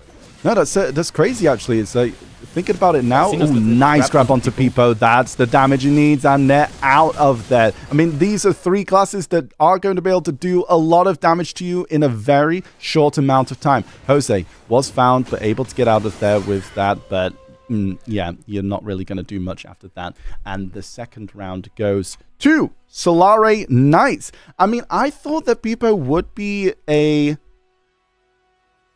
I didn't think he would be like, I thought he would be like the main focus, but then again, like, he's doing quite well. That on Risk now, like, they're changing it to Risk. It kind of makes sense in a way. I mean, both rounds, they got the initial V out of people really early, and I'm not sure if that changes the dynamic of the fight for people. Knowing he doesn't have the V and looking at the amount of damage that the ninjas Uno Absolutely. lineup with Dashashin has. But let's see if we go into round 3 here. It could be a comeback. We could see a comeback from Cuties. But SolareKnights have been playing very, very strong into this. Let's see. People on the ground again. Doesn't have to be this time though. No. Okay. But yeah, Peepo as well. Strike is able to just super armor dash out of there. Okay, Zanka taking it very low. Having to V as well there. Very well played from Cuties. Peepo in the middle, trying to get that CC from there. Misses the grab. Both misses grab as well. Hashes out down too. Zanka still pretty low from that first having to V there, but is still playing as aggressive as a ninja would. Sharky on the outside finds a 1v1 beautiful there. CC there onto Risk. Okay, Sharky though does get CC'd himself. Follow up with the grab, a lot of damage. Having to V himself. Those 2 Vs gone from SolareKnights. Risk trying to apply some range pressure from the middle then. And then, oh, gets good crest. That was beautiful. Beautiful follow-up from the Kuno as we go into this third and possibly final round. The SolareKnights is playing very strong. However, Sinius did have to V. No V left on the side of SolareKnight at all, and they do have them like enough damage to take Xenos out here if they catch him. Oh no, absolutely. And it's getting closer and closer to that 1 minute mark where 50% HP is going to be very brutal for both sides. But yeah, no, both teams playing very well right now, especially these two, Peepo and Jose, like in the middle. As they know, there's a 3v2 situation. And both Peepo and Jose, like with the V available, they don't need to be afraid of anything. Ooh, as okay, Zanka does land the CC now beautiful. onto Peepo, probably forcing There's the V the out here. follow-up as well from Sinuous, the And damage Jose from the also had to V at the same helicopter. time. Okay, Jose, he's out. Oh no, never mind, that was brutal. The grab out of the V, and now Peepo left. Nothing he can do there. Oh, And it was a wonderful grab out of the V. oh no, that was brutal. For final round, that was brutal, dude. Yeah, I can tell you if that happens to you in the fight, you're not very happy afterwards. No, If that happens. I don't think you would, and I'd understand actually. No, but I think it was all 3 rounds where Risk But died first. yeah, Risk dies first. Peepo gets CC'd and has to V almost. Yeah, that was the first 2 rounds that Except people had to from V. the third round, he didn't V Yeah. that time. But I feel like with the kind of grabs and mobility, like on the side of SolareKnight with a Kuno and a Ninja, a striker might be easier to focus, but then they are able to just dash around and get very far away. Yeah. And is also the tankiest class now. Whilst Succession Assault can't really get far away. Yeah. You know what I mean? So like he's kind of stuck. So I think like if they're able to pressure enough where, you know, his stamina goes down, but Yeah, if all obviously 3 of them shards and do stuff, go but- on him at some Yeah. point, he will be stuck. Yes, And exactly. And they did get him. yeah, and I think we kind of saw that as it goes by, that like the aggression of SolareKnight is kind of wild. I mean, all 3 of them, I would say, are not afraid to go into 1v1s. Yeah, They know their classes. They know their classes are made for it. So they just permanently look to fight you. And if you're not ready for it, you will get caught at some point. And I think we definitely saw that as well, like where there were 3-2 up, as in like people alive. They weren't hesitant. They weren't Yeah. like, oh, we're just gonna wait for the They're not timer. gonna stall. No, they're going in. Yeah, I'm not sure if it was just me, but I felt like they always got the V out of people and Risk and stuff. And I was wondering if at some point Jose was lacking to find his impact. I don't know, because I don't think we saw too many grabs from him or something. Yes, he has the Yeah. constant damage and he has the safety of the Scholar, but I don't think he was really finding a lot I in that match. feel like that was super difficult because I think with like, isn't a lot of damage from Scholar tends to be a lot of like wind up Yeah. and slow. Where if you do that into Awakening Hash, into a Kuno, into a Ninja, I feel like you have a lot of chances to get grabbed out. Yeah, it is risky to cast, but But however, that's the thing. Like if they focused Jose and Jose was able to just kite around, then I think that's where he's able to do a little bit there. But Yeah, I think it's difficult because you're not really grabbing a Kuno and Ninja and Hash. No, I mean, it was also just superb target selection from SolareKnight there, knowing who to go for and who to just ignore in that case. I think so as well. They did a really good job on who they focused each time. And like, yeah, as well, I feel like they were able to get the Sork each time within the forward guards and stuff like that. We saw that a couple of times in the fight happening there. And it's just, it's just very well played. Very well played. I mean, when you have a team built of quote unquote rat classes, yes, you got to expect them to know how to play rat class. And I mean, you gotta also give it to the team of SolareKnight with like Kuno Ninja Hash to not really get caught by that battlecry from the striker. Like, I mean, you saw him cast it. It's basically off cooldown, right? Like, you're basically spamming it off cooldown because there's no punishment for it. You just cast it, AOE, stun CC. I mean, that's it. Like, that's maybe also a reason why they kind of switch targets a little time to the Sork. Just because once it's in the forward guard, they just know, like, okay. Because these are kind of like BA classes. Yes. You know what I mean? So they're going to know what skills to punish. Yep. And that's the thing. I feel like when you're a BA rat, you know skills. Are you speaking from experience? No, because I'm speaking from the opposite side. Okay. I get punished. Okay. Yeah. They know who to what skills to punish, and then they're like, okay, as soon as they do that skill, bam. I feel like a lot of the time it kind of goes to that.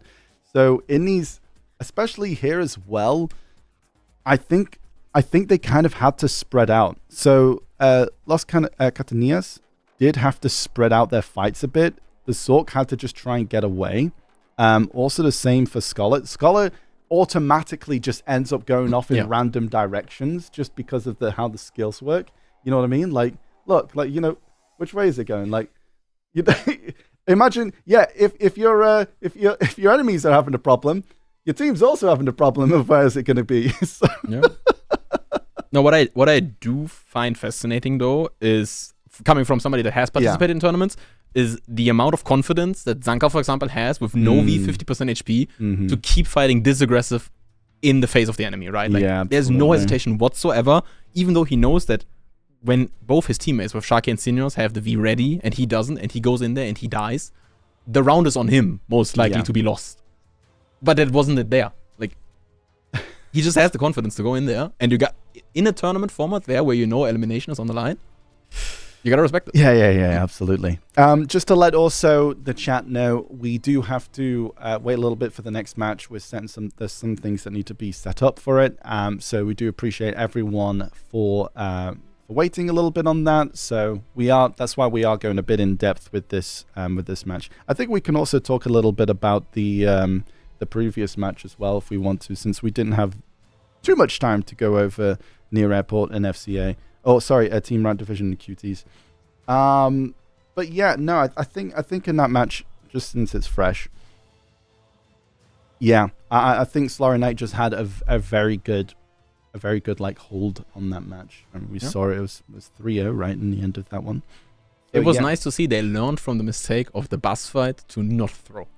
True. There was a lot of potential for them to throw. They didn't. They have learned their lesson.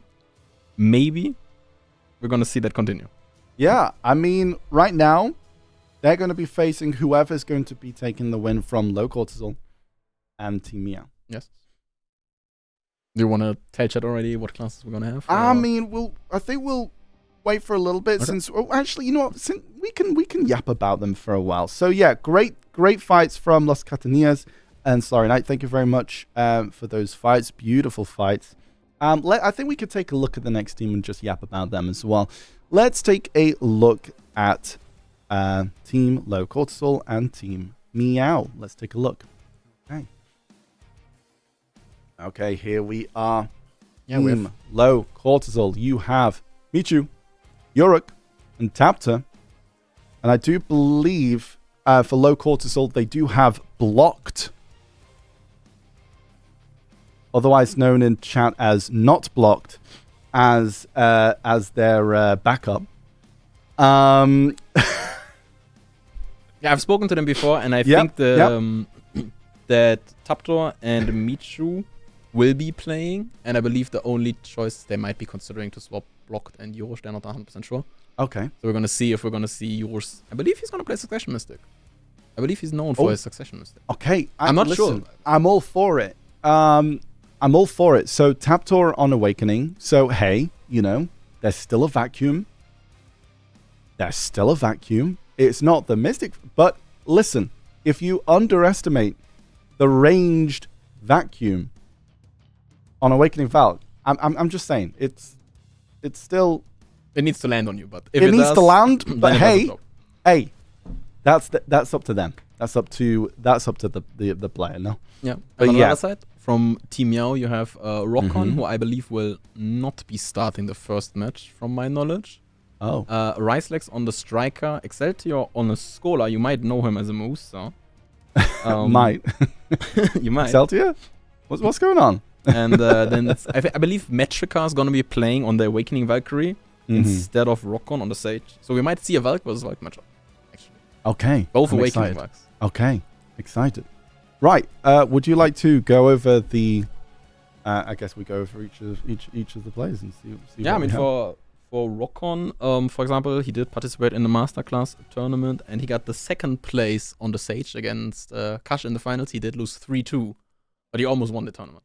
So I mean, Kaj was dancing, and that was like, yeah, that's kind of wild. we know the way he is in tournaments. Yeah. Then Ricelex also is the second place on the Masterclass in Striker, lost 3-1 against Mistroker, who we saw earlier. Mhm. So also very good and well-known striker. Yeah. Yeah. And for Rowdy, or like Excelsior as his name on the family, participated in all the best single tournaments and also in the Masterclass 2025. He lost there to Carl in the top 16. But he is your current rank 1 AOS Musa. Okay. He knows his class, but I'm not too sure how good his scholar is. I haven't seen it a lot. To be So what you're saying is he doesn't feel comfortable on Awakening Musa, so he went for Scholar. That's what you're saying, right? His Awakening Musa is very comfortable, and I'm curious to see if his scholar is going to find the same impact. Yeah, listen. I think it's going to be. I think there's like, especially on the side here, if Yuruk and Taptor are going to be playing, there is targets for Excelsior to go for. It's not 3 rat classes that are going to be either invisible or dashing around at the speed of light where they can't see them. So yeah, I mean, I think there's a lot of opportunity for Excelsior to find something here for Yuruk as well as Taptor. Succession Mystic as well. There's a lot of damage, like a lot of damage. I'm pretty interested to see if at some point if FXP ever actually swaps to Succession Mystic, because we do know FXP can play both specs extremely well. But obviously the utility in their team, I think, is very much needed. I'm curious to see if they're gonna have the burst damage to, like, because I mean you have to suck Mystic Burst, right? Yeah. And you have the DK, Yeah. which both have It's incredibly high sub-DK. damage. So if they land a grab on like Ricelex or Metrica, probably even if they land on Metrica, right? Because then there's no healing against it. I mean, that's basically a guaranteed V, and I'm curious to see how it's gonna be if they grab a striker. How do you feel Awakening's Valk's position now in these fights, being with the changes that it's had? It's less of that support healer. It's got a lot better. It's got a lot better. But like, instead of being like I got you, don't worry, I will heal you up. It's going to be that frontline bruiser. What do you think is going to be the positioning? I mean, they still have the healing. The healing didn't change too much. They lost the healing on the Awakening Shift enemy, but didn't really heal a whole lot. Fair. So they still have that available. But I think it's just going to be really good because he can play like forward against Ricelex, for example, and he actually has damage now. Or like to a certain degree, at least, he has some damage to contribute to the fight, even though his team has a whole lot of damage, right? So he doesn't necessarily need it. Yeah, that's true. Like his team should have the damage part covered. Okay. Yeah. Hey, I'm also interested to see how Blocked would do on the Awakening Wizard. Like, you never know. Like, we don't know actually if Yuko's playing, right? We're going to see. True. It might actually be with the Wizard, which I don't think necessarily is going to be less damage. Yeah. Facts. That's true, but also it does mean like depending on if blocked is playing or it's definitely dependent on who they're going to focus for the side of Team Meow. He might get focused a lot, considering Yes. the enemy side has a striker in the back. That Awakening Wizard might be in a lot of trouble. Yeah, I think also a bit sad a few times if they're on the floor. But still, the Awakening Wizard does have the TP, mass TP. And they have with 2 PAs. Yeah, instant Ivern. So, I mean, yeah, it's interesting. I wonder how this one would go. Because leaving it all down to those skills, I don't know. Do we have I think we can maybe put up a prediction in chat at some point as well. I think that could be pretty interesting to think who chat thinks. I would be honestly curious. I'm not sure who to expect to win here. Okay, we do have the prediction up. Okay, chat. Who do you think, using the prediction, by the way, who do you think is going to win? This, I think, could be like one of our closer matches from this top 8, actually, that we've had. Because, like, I agree. Past 2 matches were 3-0. Yes. With the first match being 3-1, no? Yes, it was 3-1. It was 3-1. Near Airport was FCA was 3-1. Was the only one that was not a 3-0 so far. Yeah, I would like to see something that is not a 3-0. I would like to see like a 3-2 and then some 1v2 or something in the final round, clutching it out. Facts. Yeah. So I'm very interested to see who chat thinks is gonna win.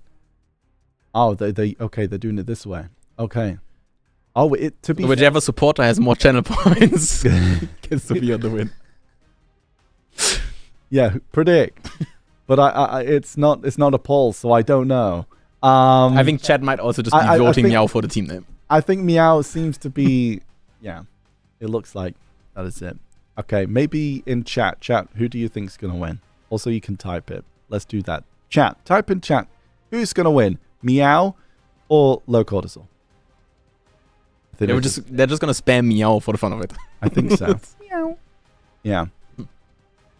You wanna Meow for chat and live? I already did, and I shouldn't have.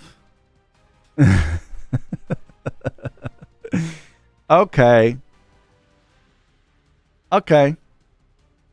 Meow, because oh my God. Listen, I'm actually I'm pretty excited. Yeah. Okay, I mean, I think it's going to be an interesting fight. Yeah. Okay.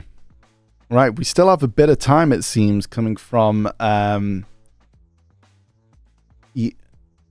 okay, so yeah, it seems like there was like a few fights that there was a few things that needed to be sorted out on our end. So we're just working on that at the moment, guys. So we do apologize for that. Why are they in suits? Why not? Just trying to look sharp for chat. Yeah. Chat. That's something bad. Yeah, I think chat has expectations. You know? It's a tournament. They expect people to rock up, to dress, to impress. And in worst case, if whatever happens in a few months in Heidel Ball will go down not good for us, we can at least say we looked better than them. Like, when in doubt, we at least win on the fashion side. You gotta take the wins you can get. Like, if you can't win in the arena, you might just win here on the caster desk. I mean, hey, you know what? We have to see. I don't know. Maybe Etsu comes in the cleanest 3-piece tonight and absolutely takes Chat's breath away. You never know. Maybe we're changing their plans right now. They didn't plan on like putting something cool up, and now they know. Suits, we have 4 hours time. Gucci. Like the like. Get the budget quick up. Quick flight to Italy. Go on, get the suit, fly back.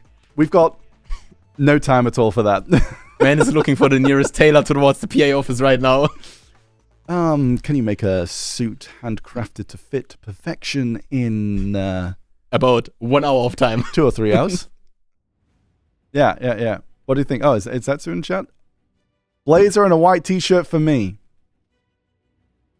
No tie? Question? No tie? Question? He's on his way as he speaks. Let's go. We have expectations for you, Etsu. Like, when we're done, you should be starting, I believe, Like right? 3-piece. You've got a bit of the blue. We got a bit of the pocket fabric. My pocket square is actually hidden by the microphone. Yeah, true. It exists. It exists. It exists. It's there. It's there. Yeah. But no one can see under the table. I'm not fully dressed standing up. up. I'm not standing up. Lucky. Chat knows I sometimes have the suit on the stream, and they know, like, I don't scam them. if there's a suit, it's a full suit. Same. Yeah, for sure. We're ready? Okay. And Leif is already standing. What? Okay, round 1, Cortisol and Meow. Let's see who takes this W in the last match of this round of top 8. My bad. Okay, there, Rokon going in the middle here, just dancing around on the stage, trying to do what he can there for Meow. As Michu takes a little bit of chip damage. There, Taptor uses, I believe, the E-buff there. There he is. He's sprinting around. He's sprinting choo-choo as he goes in. No, full sec. I'm sorry. Okay, lock-in chat. Here we are. It is a Succession Mystic. I do see that yellow lightning as they are going into that mode. Okay, very nice to see. Islex trying to go for that battle cry, trying to get the CCs where he can. Not able to find much as he does try to get that grab onto the Valk, but he does go into the air and not find anything for Islex. Islex, however, does get a little bit of damage onto him, trying to find it onto the Scholar there for Exceltia. Exceltia are able to just pop out. Just winning on the damage side. Yeah. It's not even CC's landing, but it just have that massive damage. It's constantly a really decent amount of damage, and I think like that is one thing. It's like do not you know, look down on the damage from this. Okay, Islex going for the better grind, just lost 20% HP. Yeah. Going for that. They're playing so close to this wall. Michu trying to do what he can, dancing around, trying to find the catches where he can, but it's just super armor damage. There's a lot of damage coming from Rokon into his back there. The lightning coming from Sage. Okay, Michu just staying on the outside. Rokon going in there, trying to find what he can, giving as much damage as we can. Okay. Look, yeah, Taptor's gone with the V. It is very low for Cortisol, and the damage is looking very good for the side of Meow now. A complete turnaround on this. Yeah, Mitra also having to V there, like, was just stuck between all three of them. With, Excelsior and Yurik, the only one with their V sub. Never mind, I spoke too soon. Yurik having to V out of there as they are very low. Michu doing what he can, trying to find pokes where he can. There is onto the Rokon, both chipping away at each other. Yurik really low, and oh, he still survives. Okay, okay. The Wolf's Frenzy. Someone get this man a medic. Him alive. Medic. Gets bonked. Gets bonked by Excelsior. Oh No heals available for gosh. Taptor. That was a complete bonk. Taptor getting CC on Ricelex though. Ricelex has no V. Does he have the damage to kill him? Rising is able to get out. He's dashing for his life. Taptor choo-choo trains into him, but not able to catch up, but does get CC'd by Rokon there. Ricelex is down. He died on the side. It's a 2v2 now. 5 seconds left. But they do win on the HP side of Team Meow. Yep, 3. Cortisol needs to find some sort of damage. Taptor is not going to get the heals up. 1, and there's 1 heal. Not enough. And the Meow is going to win on the HP side. But Taptor, they are managing to actually equal out the scoreline. Getting... You're not over the bonk yet? No, but I lost after that. I don't know what happened. After that point, nothing. I don't know what happened. Okay. No, Taptor actually did manage to get the CC onto Ricelex, I believe. Didn't have the damage to kill him quite, but then like on the escape, I believe on the he should escape, just burst him down with, I mean, he was standing. so low with no V. Let's see as we go into round 2. Will Meow take the next point, or will Cortisol claw it back? Let's take a look. It is going to be just mostly damage here. Like on the side of Cortisol, they do have to rely on Taptor and I think Michu to try and get those picks with the CCs. However, like, you know, Yurik does have the ability to do that, but I definitely think follow-up is probably going to be the best spot for this, especially Mr. Oh, Rice Legs on the ground there. Michu gets the RKD. Nice. Trying to do as much damage as they Was can. alone for the Rise majority Legs. of it, though. So Rice Legs holding onto that V. Very nice. Able to secure that. And is he trying to get away from the damage that's coming at him right now? Okay, that is Michu, I believe, on the floor. No, Taptor. Yeah, Taptor is on the floor, having to V out. Excelsior as well. V gone. So that's one V per either team. Taptor trying to get out, trying to get a little bit of heal as he can as he's making his way into the middle of this arena. And there it is, trying to get the grab. That was a crazy attempt on Excelsior right there, but we like to see it. Rice Legs now losing his V, got caught again, and then with like 30% HP, he did Michu's also very low as well. Pop T is debuff as well. Excelsior looking to bonk again. Trying to go for the bonk. Not quite catching anything there, but doing the best he can. That is 2 Vs from both sides. Yurik still has it pretty healthy. So does Rokon. Rokon doing really well, surviving each of these rounds right now. Really strong plays from Rokon from these 2 rounds. A little bit of a reset coming through, but Yurosh is not looking to let down on the pressure. Tries to permanently hunt down Rice Legs there in the gauntlet. 1v1 on the side. That's what we like to see. Yurik trying to dash in, trying to get that Thunder Pound, catching on any of his opposition right now. Not quite able to with the Wolf's Frenzy. The 50% HP has now hit Taptor. Michu just deleted. Yurik is on his own. It is Rice Legs. Rokon Excelsior looking pretty strong with this round 2 as Yurik is alone. The bonk comes in for the 2nd round in a row. Yeah. Bonk. I'm not sure what exactly happened in that corner where both of them just died. Yeah. Both of them just fell flat. That's pretty rough. No. That is pretty rough. I don't know what people are spamming about your time. Yeah, it actually. What is wrong with this time? Is it fixed, chat? What's wrong with this time? Is it fixed now? Are we bad? Like, No. I saw permanently people blaming my tie, so like that took away my attention from the fight. They're saying saved. Okay, I we're got you, going boys. into Let's round go. 3. Guys, lock in. It's not about the tie. It's about this match. As we go into round 3 of this final top 8 match as we're going into this. Okay, Cortisol is 3-0 down right now, with Meow looking extremely strong in this fight. Taptor doing what he can. Also, right there, Excelsior on the floor, taking a bit of damage, but doesn't have to V. Was able to get out of there. Taptor on the sides, playing it very slow, waiting for people. Ooh, nice iframe out of there as Rokon comes in to try and find him. Okay, Rice Legs on the floor, taking a lot of damage, taking a lot of heat. Nice grab onto Taptor. Taptor taking a bit of damage there as well. Might have to find that V. There it is. V gone from Taptor, as Rice Legs also had to V in that section and is looking pretty strong from both sides right now. Very equal.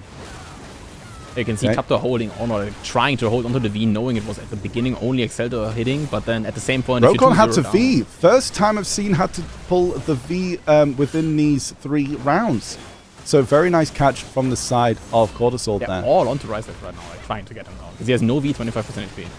Yeah, absolutely. But we've got to watch out for that bonk as it comes in and tries to find Yurik right there. Yurik really low, as he's trying to probably run for his life in the middle there. And Rokon does find his end, because he did use that V earlier on. Rice Legs is next, and Cortisol with the catch-up point going into the 3rd round with a 2-1.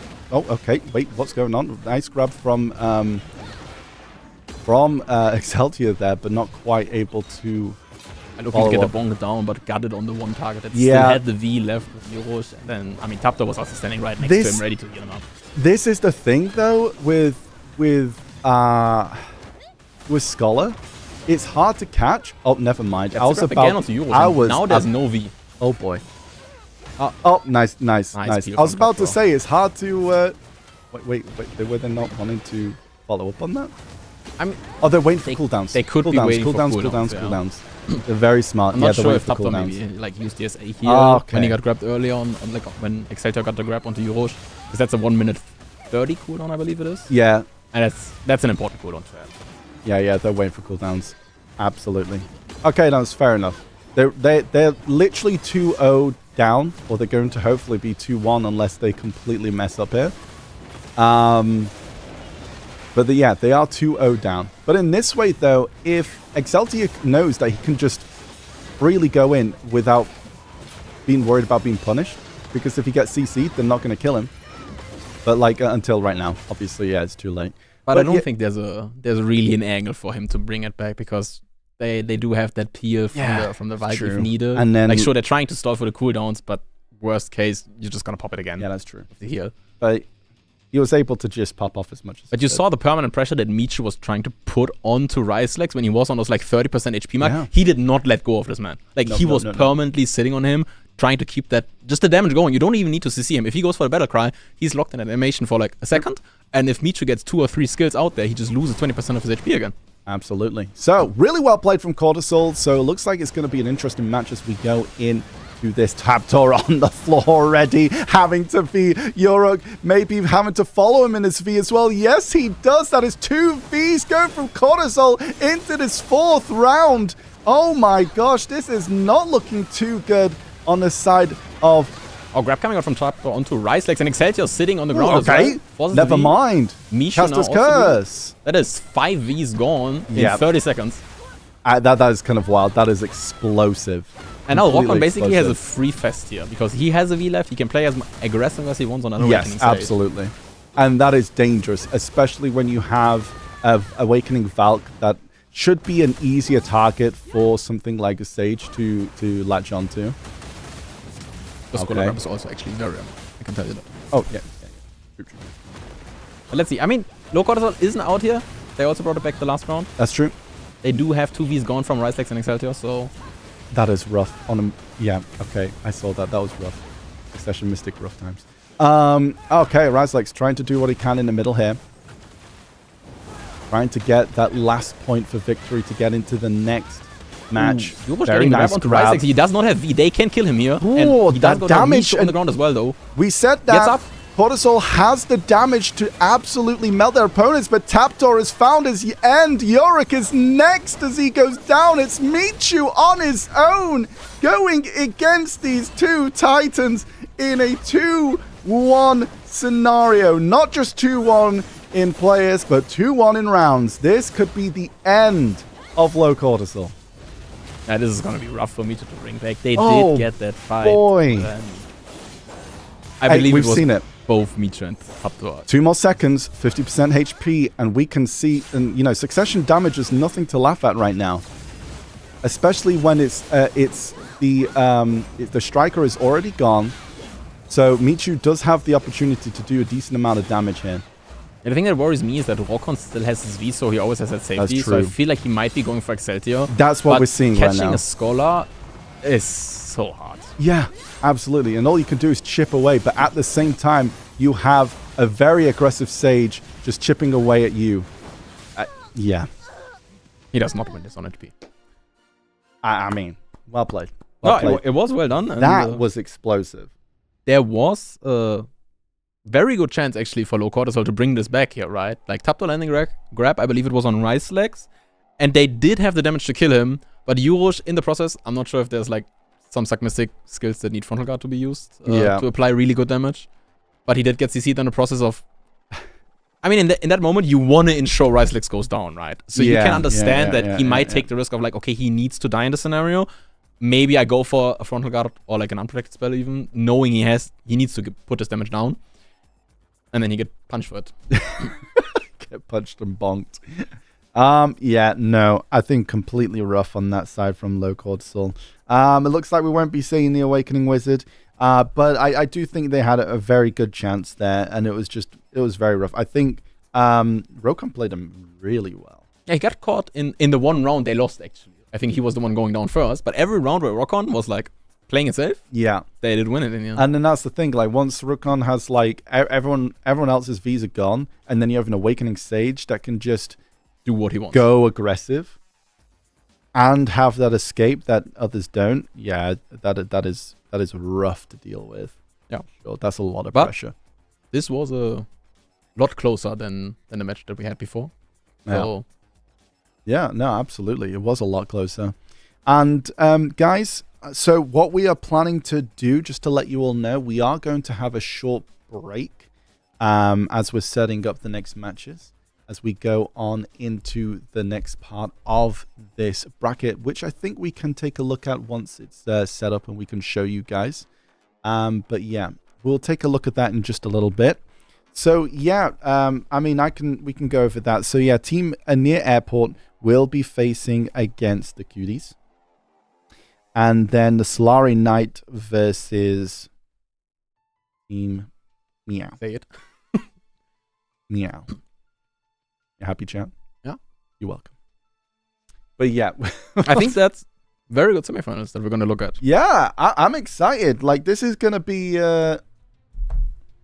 This is gonna be interesting round. But yeah, let's take a look at the bracket as we go here into the semifinals. So, Near Airport versus the Cuties, SolareKnight versus Meow. It's gonna be interesting. Like, I think this we've got 2 Awakening Sages in the first in this match, Near Airport and the Cuties. The Suck Valk, I think, is gonna be a very interesting play here. We talked about this a little bit. I'm curious how much he gets to play with the pressure that FXP might be putting onto him. Yeah. Because, I mean, Heiger and Mervis, I mean, to be fair, he could vacuum the LAN as well, right? Yeah. But a lot more squishy, especially if the LAN just pops the E-boss. He has 30 seconds of basically iframe. I wonder if Mervis is going to play Peel or aggressive. Because if he plays, like, follow-up on... Okay, maybe you just got to take it, like, you're going to get CC'd, bud. But I'm there. Whoever's going to grab you, I grab them instantly. Yep. So it's one thing definitely that Near Airport needs to be careful of. If they do get the CC onto the Valk, is there an Awakening LAN in the sidelines coming in for another grab? And of course, I mean, you can say that like, oh yeah, but if, you know, the Awakening Mystic gets to grab onto the Valk, then the LAN gets to grab onto the Mystic, but then in comes Prome on the Seraph. And all of the grabs are gone. No, but the thing that I'm mainly curious to is, like, if Heiger or Mervis do get CC'd, is Vafroy able to keep them alive? Because depending on who plays, it is just so much burst damage coming out from Team Near Airport. And I wonder if the Suckvalk healing is going to be enough. I could imagine it to not be enough, to be honest. I think so as well. I think they're going to try that for a round. And if it does turn out to be enough, this might change the entire game plan that Near Airport is going to bring out with. I don't know if they had scrims before. If they did, they might know, like, how's the Suckvalk healing playing against the burst damage that they have. But this could actually change the entire fight dynamic throughout the first or second round, maybe. And the entire approach. I think as well, like, it also depends how Kaj plays. If he plays kind of solo, which Kaj tends to do. He plays very aggressive. He plays aggressive, solo, jumps in. But I know, like, I think there is a potential here that he does play a bit more with the team. Because the thing is, if Kaj is not there, sure, I think maybe if Avi does play, has enough damage with the Mystic to go onto the Suckvalk on their own. Yeah. But we might see that they might actually end up needing a bit more. So that's going to be very interesting. There's a chance that Kashtas actually will try to go for the 1v1 check on Heiger, right? Thinking that he will be the superior Sage, having won the masterclass and having all that experience as a very well reputed Sage. Yeah. He might, and also having the confidence, so to say. Kaj has confidence. He's confident. He might just go for the 1v1 on the side if Heiger allows it to him, right? Like, Heiger can also always just take that step back, knowing he has Valfra in his back. Absolutely. And I'm very curious to see how it plays out. We're going to find out, Jason, after this break. Chat, don't go anywhere. We will see you very soon. Don't go anywhere. Bye-bye.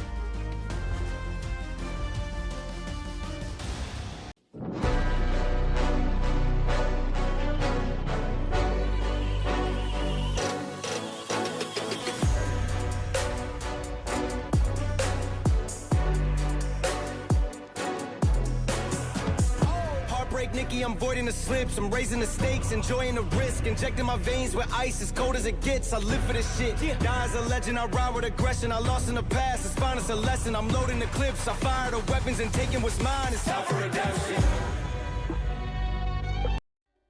Hello everyone and welcome back to part 2 of the NA versus EU Showdown EU Regional Finals. We are going into the semi-finals, I do believe.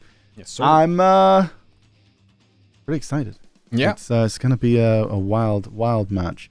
We do have some pretty cool fights. Let's catch us up with taking a look at our bracket for today as who we're going to see fighting up next. Let's take a look at the bracket. So, semi-finals, we do have Near Airport versus the Cuties and SolareKnight versus Meow. So, Jason, this is going to be a pretty good match. What are you thinking? Yeah, I mean, we already talked about it before. I'm curious to see if Near Airport is going to do any of these roster swaps that we talked about with Bruin. Yeah. And yeah, I mean, to see what the Valkyrian can do on the side of the Cuties. Yeah, it's absolutely. Gonna be enough or not? Yeah, I'm hoping for a close game. I'm hoping for some close games in this semi-finals before we get into the finals and see. I mean, we saw before that Near Airport did lose a round against FCA, so they're not unbeatable. Can lose. And that is Cuties correct. Put up a strong performance so far. So I would say I don't expect a 3-0 here. I would say I don't think so. I don't think so. I think we might be in for a long match here. So this is going to be pretty exciting. I do believe we have it ready pretty much now. So let's take a look at the teams once more. Who is going to be fighting in this match? Let's take a look at the times. Team times. It is FXP, Kajin, Avi. So we do see a little swap here with the Awegu instead favoring over the Seraph. Yeah, which we talked about this. We talked about this. Potentially swapping out Pruim to have the higher burst damage of Aviel on the Awakening Mego. Yeah. No roster changes in Cuties. I believe they don't have a substitute in the first place. Right, yeah, I mean, yeah, they don't. And you can vote with the channel points again. And it seems Chad has a favor. It seems Chad has a very, very high favor on, I believe it's going to be the Near Airport team. Yeah, I mean, we'll see. I don't think it'll be as close as people think. The team comp. I think the Suck Valk is like it's the only Suck Valk that we had in the tournament. Question mark. Okay. No, there was Hamilton as well. Right. So we had both masterclass finalists on the Valkyrie in the tournament. Both Succession Valks. But they get turned. He was in Team TikTok, I believe. He lost in the top 32 round. Yeah. I mean, it's a really interesting spec, especially with the changes now and how it actually plays within these fights. So it's going to be interesting to see if FXP is actually going to be the engager here, or is it going to be following up or peeling and letting kind of like this team try and get those burst moments and the catches onto the other members of the Cuties. So we do have the match very soon. Let's take a look at the match. I think we're pretty much ready to go. We're just making sure everything is finally tuned in the background. So here we go with round 1. Near Airport versus the Cuties. Who is going to take the first round of this semi-final? Okay, FXP in the middle here, and that's Kaj going in aggressive as always, trying to see if they could get a cheeky grab. And there is Vafroy. Seems to be taking a little bit of chip damage, but, you know, it's the Suck Valk. They're going to be healing up pretty well after that. Okay, Awegu trying to find a little bit of damage onto Vafroy as well from Avi. They're nicely stacked up. This is 2 Sages in this match as well, so it's going to be very interesting to see how these two play out in the match in this round going forward. Yeah, but if you already saw like 2 or 3 grabs coming out there from Kash, like basically looking for it to like on cooldown, like go in, go for that grab. If it lands, then Avi immediately is going to follow up. But so far, not too much landing really. Kash popped the E-buff and the reset, I believe. Yeah, okay. So looking pretty good here from both sides. They're both playing it very, very slow right now. They're knowing that both teams can pop off. And like also, you've got to think about it, chat. Like people, the pressure is mounting up the further they go. They don't get less pressure as they win more. The pressure just mounts up. As we go into the 20% HP removal, FXP on the floor gets re-CC'd, a little bit of damage. Ooh, FXP! That V was leaving it very late. Holy, that was a lot of damage just right in the back end there. And now, is Mervis or Heiger gonna try to overchase it or not? Are they gonna let FXP just recover that HP? Oh, there is Avi taking a lot of heat. Avi having to V as well. Looking very, very rough for near airport. Looking strong for the Cuties here as they look into this first round. Now Kutch just playing aggressive even more probably because he's the only one that has a V left. Yeah, but so is Heiger. Heiger's also very aggressive as well. Both of them, both Sages jumping into the backline here, trying to see if they can catch them out. And especially Avi and FXP, both no Vs right now. They have I believe Kutch did get a grab there. Okay, but they look pretty healthy on the side of the Cuties. No V's going out so far. Heiger a little bit low, but we have reached that 1 minute mark. 50% HP is the max that you can get, I do believe. Yes. So, yes, we'll see how it goes there. FXP is trying to get the vacuum on, trying to catch someone as much as they can. Going for Mervis, but not able to succeed. Avi goes down. FXP grabbed by Mervis, and that is 2 out. Catch on his own. And with almost 20 seconds to go, he is 1v3 right now. Can he do it? I'm not so sure. This is looking really rough as near airport could be looking to see 1 point down in this match. Oh, he does find Heiger. Heiger not really. It's absolutely fine, I think. Yeah, also still had his V there. Heiger still had the V ready. And time. Yeah. Has no time. But yeah, round 1. Cuties looking very strong here. Looking very strong. Not just cute, but strong. But strong. But I was a little bit worried actually when the 50% HP mark hit if like FXP hits that vacuum on Mervis, right? Because he can't get out at that point.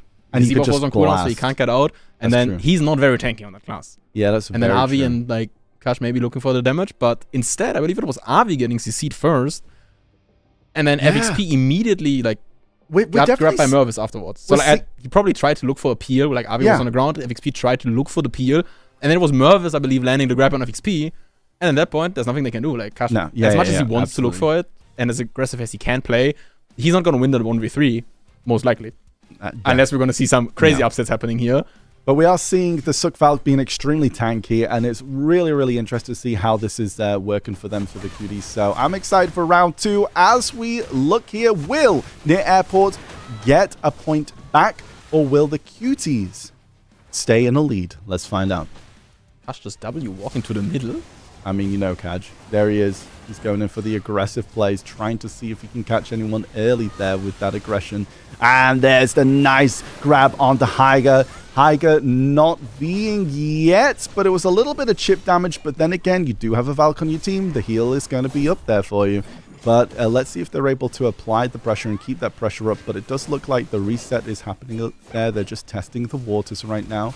A bit of a reset coming through, but really good grab there from Kash after Heiger missed his one, and then he immediately punished it. Yeah, very well played. We like to see it. Okay, Kaj staying very aggressive. Avi on to Vafroy there, looking to see what he can do there. Looks like Heiger taking a little bit of damage. Vafroy too, also taking a bunch of damage too. Not quite needing to V. Yeah, Avi does not know where his V button is. He goes down, and that is 2v3 as we're going into round 2. You can see FXP trying to push the pressure now up onto Vafroy, but if they manage to get the extraction here out from Vafroy and Mervis out, they are looking very strong to take the second round as well, but Vafroy now forced the V. FXP trying to keep that pressure up and running. Mervis and Vafroy both no V left now. Yeah, it is again Heiger left with the V that now can play as aggressive as he wants. Looks like FXP is on the floor. Heiger, nice grab, but he does have his V up. Kaj also having to V, both gone. Looking really strong for the side of the Cuties. Heiger once again V up, able to play as aggressive as he likes, going in this second round here. Yeah, and you see the team of the Cuties is basically like waiting on the side, not wasting any cooldowns. They know time is not on the side of near airport. They can just chill there. They have the safety. The cooldowns are probably also coming back up for the Succession Valkyrie on the heels on the PA. And Catch and FXP are just under immense pressure now, waiting for the 50% Right. HP cap to come in to maybe be Here able it to is. burst one of them down. But they E-buff. need to find something. E-buff coming in, gets the nice vacuum onto Heiger there, but Heiger's able to jump. Oh, FXP, don't jump now! That's a rare sight to see. That is Catch a grab goes very wide. rare sight to see. Holy, you don't see that often. And there is, wait, that is Mervis down. Okay, listen, he jumps, but he succeeds. And that is a jump for a nice drop, as they do drop Mervis on the ground. Yeah, now in the 2v2. 2v2, the problem that I see maybe is that I think the side of Neapod is going to win this, because Vafroy can just get poked down, right? Yeah. And FXP has that infinite fortitude that allows him to recover HP if needed in the very last second. They're already winning on HP right now. But there's still a lot of damage on both sides. They need to be careful, right? If any of them get caught right now, it is 13 seconds to go. And the Vafroy is heals... 10% HP only. They need to find some sort of ooh, healing. look at that chip damage coming from Kaj. You need to see more of that. 3 seconds, and now, unless they find a miracle to see, and Vafroy just, I think he died. There it is. Yep. Very well played. And 1-1.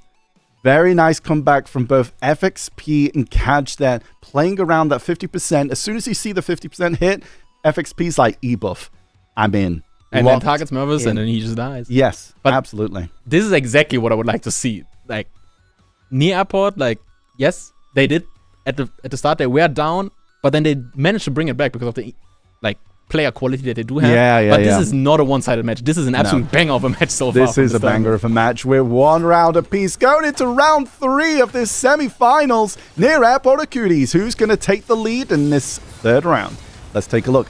There's Avi trying to get a bit of damage onto Vafroy here, but not quite able to succeed too much, of course. Kind of just testing the waters a little bit, applying a little bit of pressure at the start of this match. You know, the HP pools CJ getting are the grab still on high. Vafroy, yep, looking a little bit low, but not quite able to follow up on it. FXP taking more of the damage in that exchange as they go into that. Now he's just in the middle, trying to play a little bit safe, waiting for a little bit more of the heals here, trying to FXP be can just protected. Extract slowly and then let CJ Yeah, look yeah, for what exactly. CJ does. Exactly. So he just stays for the follow-up here. Just waiting for Kaj to do what he can do. Grab missed from Kaj. Not able to quite get that yet onto Hyger as he was able Mervis to on the eve of jump now onto as Avi. Gets to grab onto Avi. That was glorious. Is Avi able to find his V-Bunny? He does. He succeeds this time. And so does Hyger as well, as Hyger does have to V himself. Kaj making it into the middle, looking to see if he's able to catch anyone here.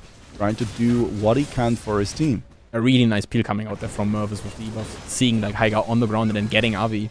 Kaj on the missed counter his grab, but is also able to get out of there and not get roughed up for that one. Kind of slowing the pace down right now Bit of a as reset this... coming through. Only Heiger and Avi so far had to Yeah. be. So only 1v for each team here gone, as we're getting closer and closer to that 50% mark, as this is when it starts to get explosive. Where the heals might not keep you alive too much if the damage is enough in that 50%. So So the 50% HP mark might favor near airport, knowing Mervis' E-buff is down. right. Yeah. He doesn't have those 30 seconds of pure iframe basically, True. just holding the sideways shift. So in that, they might just look to burst him down again. Now that the 1 minute path hits, FXP might just be looking to E-buffs. go offensive. And you know who he's looking at. Yep. Looking around, tries to get a vacuum. He does find it. Not able to follow up with that, but he Mervis does can grab a get... catch though. Yeah, but is he able to follow up? I think Kaj They got does the get V the V, which is very, very nice. Very well played from Mervis there. Grab, misses onto Mervis. Mervis flying away, trying to get his HP back. FXP trying to keep the pressure up. If he lands a vacuum and Mervis being 20% HP, Mervis will die. And Kaj is gone from Heiger. Mervis is gone from Avi. It is a 2v2. We're back at it again, but with different contenders on here. Let's see how this one goes as we have 17 seconds left on the clock. Vacuum onto the Sage. Trying to find that follow-up CC. Not quite able to get it. Grab. Misses onto Vafroy. Avi goes down. FXP 1v2. 3 seconds Can on he the clock. do it? No, I do not think he can. As Cuties takes the third round, taking that lead. Wow. I mean, Bum, bum, bum. this is an absolute bang of a match to watch. They're like Listen. going down in the 2v2. Hey. I think there was 2 solo kills, or like kills happening on each side of the map. Yep. Heiger getting the CC onto Catch and taking him Hey. out in the 1v1 in the Sage. It's like payback. Yeah. It's like, hey, you remember? I remember. Listen. And this is Near Airport at the brink of elimination. Remember, it was 20% of chat who thought that Near Airport is going to North America. And they're at the brink of elimination right now. Okay. As we go in the last match. Let's find out. Will Near Airport take the point going into the 5th round, or will Cuties be one step closer to NA? Let's find out as we go into this very important 4th round. Okay, Kaj on the outside, looking to be a bit aggressive, as he always is. But not quite finding anything. But also not getting CC'd himself. Okay, Mervis looking to try and see if he can catch Kaj as well. Catch Kaj. Mervis playing on the outside. E-buff goes out. Here comes the iframes. Looking to try and get that CC, but not really able to find it. Flies around a little bit, looking to see if he's able to get a catch. And the Airport is just gonna like try to stall it out for 30 seconds. There's no reason not to, knowing that afterwards. Absolutely. It's a big cooldown to be down for the Awakening and on. Aviel is playing a little bit aggressive there, just poking and weaving out. The HP is going down a little bit as we hit that 2 minute. Well now. Looking to play aggressive probably. Yeah, absolutely. Nervous E-buff gone, he pops his own one. Okay, not able to quite find anything yet, but just trying to chip away if he can. He needs to be careful. He is worried about Mervis, as he does get, might be one of the main targets for that there. Catch playing a little bit safe as they are grouping up there for the side of Cuties. They're all jumping in now. Vafroy standing in the middle, just waiting for biding his time. Catch jumping out, not quite getting grabbed by Mervis there. Misses to grab onto Mervis, but not able to be followed up on by Mervis himself. Vafroy sticking down, just playing it chill, playing it slow, looking to support his teammates. Oh, Mervis is on the ground, forces to B, I believe. There it is, it's gone. Avi healing up a little bit more. And now the 1 minute mark is about to hit in 5 seconds. Mervis, Novi, you know what target they are locked onto. Yep. Oh, gets grabbed with that. Hi, Avi. These, he is not taking any chances in absolute this time. Mervis should be going down, but Vafroy is there to try and keep him alive and succeeds, but takes a lot of damage in doing so. Iger frontlining right now. FXP missing the vacuum on Mervis, but applying a decent amount of pressure onto them. They exactly know who they're trying to go for. Misses to grab from, I believe, Mervis there, as it was going into the Wolf Frenzy. There's a lot of damage on Vafroy, but also FXP having to V himself. At this point, it doesn't even matter to go down to a CC. There's 15 seconds left. No Vs for the side of Near Airport. No way. And what was this is rough. Okay, Mervis, down. Was CC'd apparently. Was CC'd. 100% CC'd. 4 seconds to go. Near Airport only has to just play smart, and they take the round. We are going into round 5, ladies and gentlemen, but if we're seeing the same back and forth, is Cuties gonna get the third? We're gonna find out. This is the first match to 5 that we're gonna see, and in what fashion? Like 30 seconds before the end. Everyone alive. Cinema. We couldn't have asked for more for semifinals. Hey, this is an amazing semifinals match. We could not ask for more for Absolutely semifinals. And if the finals are anywhere close, yeah. Now I'm excited, and we're going into round 5. Near Airport, the Cuties, who is going to be your semifinalist winner going into the next round. One step closer to going to NA and hopefully showing that EU can indeed take a win. Let's find out. We're playing it very slow. Everything's riding on this. Even Kaj is playing a little bit back. I believe you could see it in the last match already that Kaj was playing a little bit more hesitant. Yes. Because he knows everything is on the line. You cannot make a mistake at this point anymore. Yeah, absolutely. And all of them. Okay, Heidel looking to jump into Avi there. Avi both jumping in with Kaj as well. Kaj is playing against 2 of them on the sidelines there. FXP being a little bit further back. Probably going in for that follow-up support. Trying to see what they can do. Kaj dancing around as Heiger is as well. Okay, playing it very slow here. Not much going on right now. A little bit of chip damage on both sides. But then again, we are hitting that 2 minute mark. So it is mostly just that. Avi from the middle, jumping keeps on in, jumping in trying and to see if he can get a catch from the block. Heiger misses the grab on to Avi. No big consumables really popped in. Now Heiger pops the reset. Catch on the ground. Catch! He has to be that. The V is gone from Catch. He cannot play as aggressive as he normally does, but hey, maybe he does to try and shake things up, but who knows right now as we go into this. Mervis still has his E-buff available. He Yep. might keep it for the last 30 seconds. And Does get 100% vacuumed by as FXP. well, I Gets think. out, though. I think he has Rage as well. There's possibilities. Mervis dancing out of there, taking a bit of chip damage. I think it's really smart for Mervis to hold onto that E-buff now, knowing that in the last minute it will become really important for him to get out of that vacuum if needed to. 100%. Heiger Ving as well. Both Sages losing their V going into this 1 minute stage. And now of both 30%. Kasha and Avi are on the hunt. You see him. Oh, Avi having to V. Gets hit by Heiger by the chip. Just the tip of that electricity CC there. Okay, it is very rough now. 2 V's gone for near airport. This is looking really, really rough for them right now as Cuties is looking pretty strong. Mervis losing a bit of HP there slowly. Popped the Z-buff now as well, but he basically has it almost until the end of the round. Yeah, with 27 seconds to go. This could go to HP or it could be to the moon, apparently. And we are back. Okay, we're moving in. Vafroy just playing very slow here. Waiting to see what they can do. FXP dancing around. Goes into Infinite Fortitude, trying to just be as safe as possible. Ooh. Gets a nice follow-up on Mervis, and that is the damage he needs. That is 3-2 as they take the win near airport, claiming victory. Showing chat is correct, but just what a match. Absolute cinema. I'm not sure if Mervis E-buff actually ran out like 3-4 seconds exactly when he got CC'd there. Because I think he didn't pop it at 30 seconds exactly. It was like 35, 36 seconds where he popped it roughly. And he did get CC'd right at the end of it there. And wow. I mean, okay, that was completely rough. Like it was a beautiful, like up until that point, and it just shows that there's some really strong teams. The amount of pressure, knowing like all people are still standing and it's just HP trading. If it's 15 seconds on the clock and you know this goes down to HP, a single spell hitting can make the difference there and can move it around. Like trying to have that self-composure to know, okay, maybe I don't have my V available, I will not play aggressive.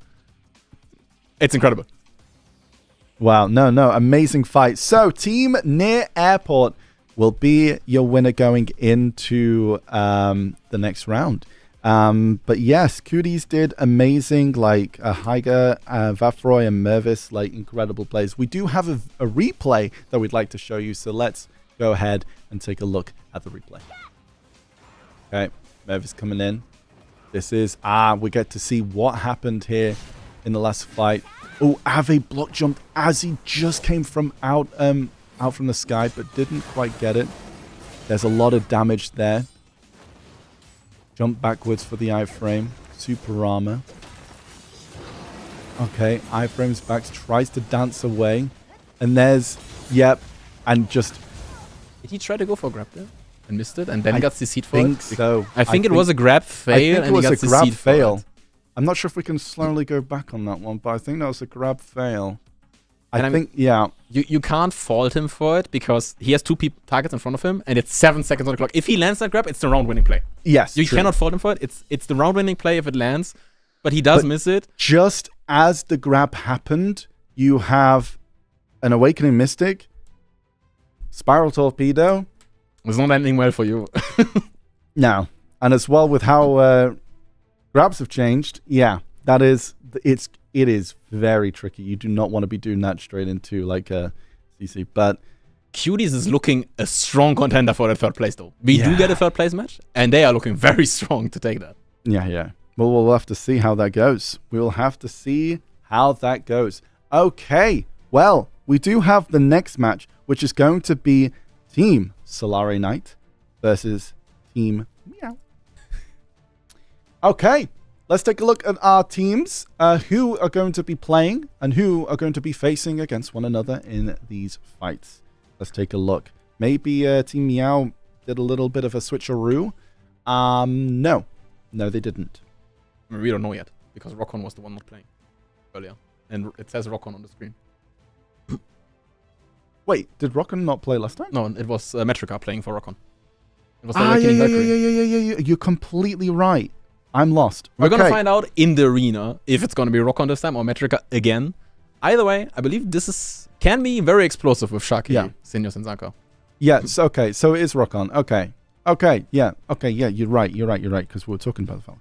Yeah, it should be an interesting one. Again, I think, to be fair, wise choice, because Awakening Valk against 3 very quick grab classes, I don't know. What do you think? If you're playing He might against... not be having a very fun time. No, if they all no. three run at him, I think he might not be having a fun time. Yeah, on that Awakening Valkyrie, I was can about tell to you say. that. I was about to say. That was just me thinking that'd be right. But yeah. I think that's right. But yeah, let's see. Okay. Right. We are going into this match. Oh, okay. We're just very getting close into to getting this match. The match is about to go in. I think, have we done a prediction for... I'm not sure if we've done a prediction yet, but we'll see. Okay, prediction should be starting soon, guys. So prepare. But yeah, the predictions are up. We'll take a look. Let us know who you think is gonna win. I saw a lot of SolareKnight fans earlier on the Twitch chat. Yeah. To be fair, there was also a good amount of Meow people. Oh wait, Right. was it? No, was it Excelsior? No, I do. Yeah, it was Metro. Oh, well, anyway. Okay. We're gonna find out who's gonna be playing for Yeah, Team we'll Meow find- in a few we'll seconds find when we out. get into the match. Okay, predictions are up. Let's find out what people are thinking. Okay, that looks like a very, very high. I think that's SolareKnight chat. Is that what you guys think? Oh, it's basically equal right now. Oh, it is equal now. It wasn't before. Maybe someone just put a big... And now there's a lot of points coming in for Team Okay. Meow. Yeah. Okay, hey. But we're gonna see. Maybe the thing is, if they did swap, right, Rockon might not be warmed up. If they did swap it, like he might not be too experienced. Apparently the people in the back said, like, saying it was no Metrica. Like, Metrica didn't play in that first match. Chat, are we wrong? Was the Valk not playing? Is it me being wrong here? Did we not see a Valk? I swear I we was saw a fairly Valk. confident. I saw two Awakening Valks in that match, but maybe I'm wrong. Who knows? I think it was Taptor. Yeah, maybe it was my bad.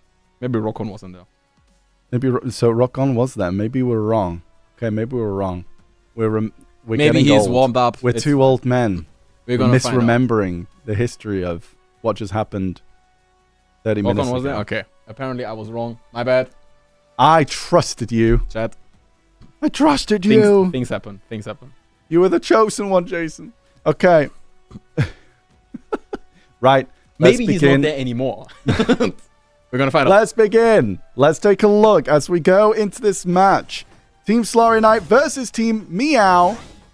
Here we have our team of rat classes as we go in. They're just going in. They're rushing it down. Rockon immediately popped debuff actually, and Riselag as well. They are not looking to stall. Not at all. I think this is going to be a very bursty match as we're going into this first round. Riselex trying to see what he can do. There's the E-buff there, say walk. We like it a lot. Okay, Denka. Trying to see what he can do on the outskirts here. Looking for Rockon right now. Trying to see as he come down. Not able to do anything there quite yet. Now, there's Excelsior trying to appeal a little bit for Rockon as well now as they go into this. You can see Taki. SolareKnight really nicely. Like they're going for the skirmish sides on the Yeah. on the side, but always come back to the middle to like be able to help each other if needed. The thing is, when they go in together, and it's scary. Not gonna lie, if those 3 classes are coming at you, it is pretty scary because they're very quick to the eye. But the grab does miss, but however, there is Sinius going down a little bit. There's a bit of damage there, but is able to get out. No V's popped so far in this. 2 minutes obviously has gone down, so there is some HP already from the 20% as we're going into this now. They're just trying to find each other right now is... They're just... Shaki okay, doesn't. never mind. Exceltia on the floor. Very nice pick on that class. V is gone from Exceltia as we go into this. Isaacs, I believe, as well on the ground. Forced to V now. Yeah. Sinius 2 Vs really low as well, but is still able to keep his V. Sharky as well. That is Ricelex and Exceltia with both Vs down. As all 3 Vs gone from Team Meow here. As Sinius tries to go for the grab, misses it, almost gets taken down there. Under 20% HP. That's Ricelex. That's down. Damage is huge. And if Sinius manages to stay alive now, they have the upper hand here. He needs to run, but you can see Exceltia is on the chase. He wants to bonk him. Yes. And there's the V gone from Sinius as well. The grab from Zenka. Beautiful. Here's the follow-up. There's Exceltia on the floor. And all alone is Rockon as he falls to the ground. And that is wonderful execution of the red comp there. Like, landing one grab, knowing the other ones are going to try to peel for it, finds the immediate re-grab. And you could see the plan from, like, Exceltia trying to get Sinius when he was looking for the grab. He missed it, 20% HP, needs to get out there as soon as possible. Doesn't find it, and then you have Zanka and Sharky. They're ready to peel for Sinius, landing the grab. I mean, that's the thing. Like, they are strong classes, and it's just, but when you look at like the lineup, you would think like, okay, Awakening Striker, Awakening Sage, and a Scholar. Yeah, that's scary. But you gotta be very careful of these rat classes. Like, they're so hard to keep your eye on. Like, definitely as someone who's casting this, but also imagine playing against them. There's 3 of them that is just going to jump out of nowhere and possibly grab you or CC you. It is wild. Yeah, we had Sinius and Zanka already trying to look for a grab. Go wide here. Not happening. Ricelex already did pop the E-buff. Yeah, okay, and there's Zanka coming in right now, trying to see if he catch anything, but there comes the bonk from the hammer, doesn't find Zanka. Zanka trying to go around again. There's the grab from the striker, but not quite able to find it. Sinius taking a little bit of damage. We're now getting closer to that 2-minute mark. Yeah, Ricelex's E-buff is gonna run out now, or is already gone. As Sinius, I believe, is on the ground, had to V here. Yeah, Sinius loses his V. Rokon also taking a lot of damage, having to V as well. That is 1 V per team. Getting lost there. Ricelex in the middle, having a look, trying to use the AoE CC that he has to him. Rokon taking a lot of damage. You can see Ricelex trying to get that eye onto Sinius, looking to find him, but he does permanently need to watch out for Sharky and Zanka. Ooh, okay, Exceltia is very low, having to V as well. Zanka too, but keeps his V. Uses his E buff. And you can see Sharky just like, he goes in, tries to find something, doesn't find something, immediately goes out, back into the stealth, looking for the next opportunity. And, I mean, Ricelex popping that battle cry on cooldown, basically, but has to. His mark. Has to. I mean, you never know who jumps out of the shadows, and if they're unprotected, bam. I believe, Rock on died. Ooh, okay. Sinius on the ground as well, no V. They can make it 2v2 here. Sinius dies as well. Zanka 1 HP, not Ving there. The bong doesn't make it. Zanka very low, had to V. So does and Sinius is out as well. This is a 2v2. Sharky also forced to V there, like, not being able to face tank that from both of them. And now Ricelex does have his V available, can play as aggressive as he wants. Absolutely. But 50% HP, Zanka and Sharky can just want him. Yeah, it's very scary. So hey, don't disrespect the bonk or the leg drop, okay? Do not disrespect. It can be enough, especially as we're slowly going towards the HP of the timer going towards 0 right now. It could match the timer, but all it needs is 1 CC, and they're absolutely done. And he does get the grab onto Rowdy, has no V, and that is going to be 2v1 now from the side of Ricelex. Finds the CC onto there Zanka, it is, 1v1. It's Sharky versus Ricelex. What a close round. Okay, Battlecry not able to find it onto Sharky. Ricelex does get CC'd, having to option Sharky for is V. low on the HP bar though. Ooh. Okay, yeah, very close. Tries very to close. go for the grab out of the V. Battlecry goes wide. And there's like 1 second left. Yeah, and then... He finds the stiff. He does. He won, right? He got the point. He got a point. That's one the point. last one second to Meow. ticking. Ooh. Finds that skill hitting. Yeah, that's rough, though, because that's the thing. If with the Battlecry, you're healing, you're also doing AoE damage, you also can get a chance to CC. So it's like really difficult. Really, really difficult. But they were playing so well. Like I feel in that fight, just until the end there, I feel like SolareKnight was taking the lead But let's Zanka and take Sharky clutching it out there. Absolutely. Let's see how it goes into this third round. There is no messing about. They're just running in aggression to the point of no return at this point. As Zanka makes his way in, trying to hone in onto Ricelex right now, but not quite able to find them. Rokon playing a bit on the outskirts here, trying to see what he can do with some chip damage onto these rat classes, but not able to do much as he's trying to dance away with both Ninja and Kuno at his heels. Rokon playing in the air, doing what he can. Gets, tries to get, well, was almost grabbed. Does fail his grab too. But very close indeed, almost trying through around that wall there. Darky in the middle, fails his grab, goes for the next opponent, onto Rokon, not able to find anything, both missing their grab again there, it looks like from the side of Zanka. Darky taking a little bit of damage, no, never mind, that is 2-minute mark as we go into less HP, it is that time. And it looks like Sharky feels very, very confident in that isolated 1v1 on the side there. I mean, that's what they need to do. They're just aggressive and pushing it out. And you saw Sharky pressuring Rokon there on the side, and then Zanka came in from the back and punished the frontal that he used. Yep. And gets the V out. Is gone. This is a superb team play coming out from the Ninja and the Kuno here. It's so scary. Sinius having to V as well out of there, so really well played from the side of Meow. Sharky looking a bit low. A lot of super armor damage just coming out from both sides here. They're all grouping up right now, which is really nice to see, especially against this team lineup from SolareKnight. The amount of team play that's coming out from Sharky and Zanka here is actually insane. Yeah, absolutely. Rokon misses his grab. We're on to Excelsior, trying to see if he can apply some pressure. Unable to find too much of it right now. Chasing Zanka, bit of on his. Ooh, actually finds Ricelex with, I believe, Sharky there. All these going for get Team Meow. there. B. So it's all these gone, yeah, for Team Meow. And we are in the last minute mark, so they can just die standing. Somebody like Ricelex, if all three of them hit him at the same time, he will die. Absolutely. So let's see if they're gonna go for that.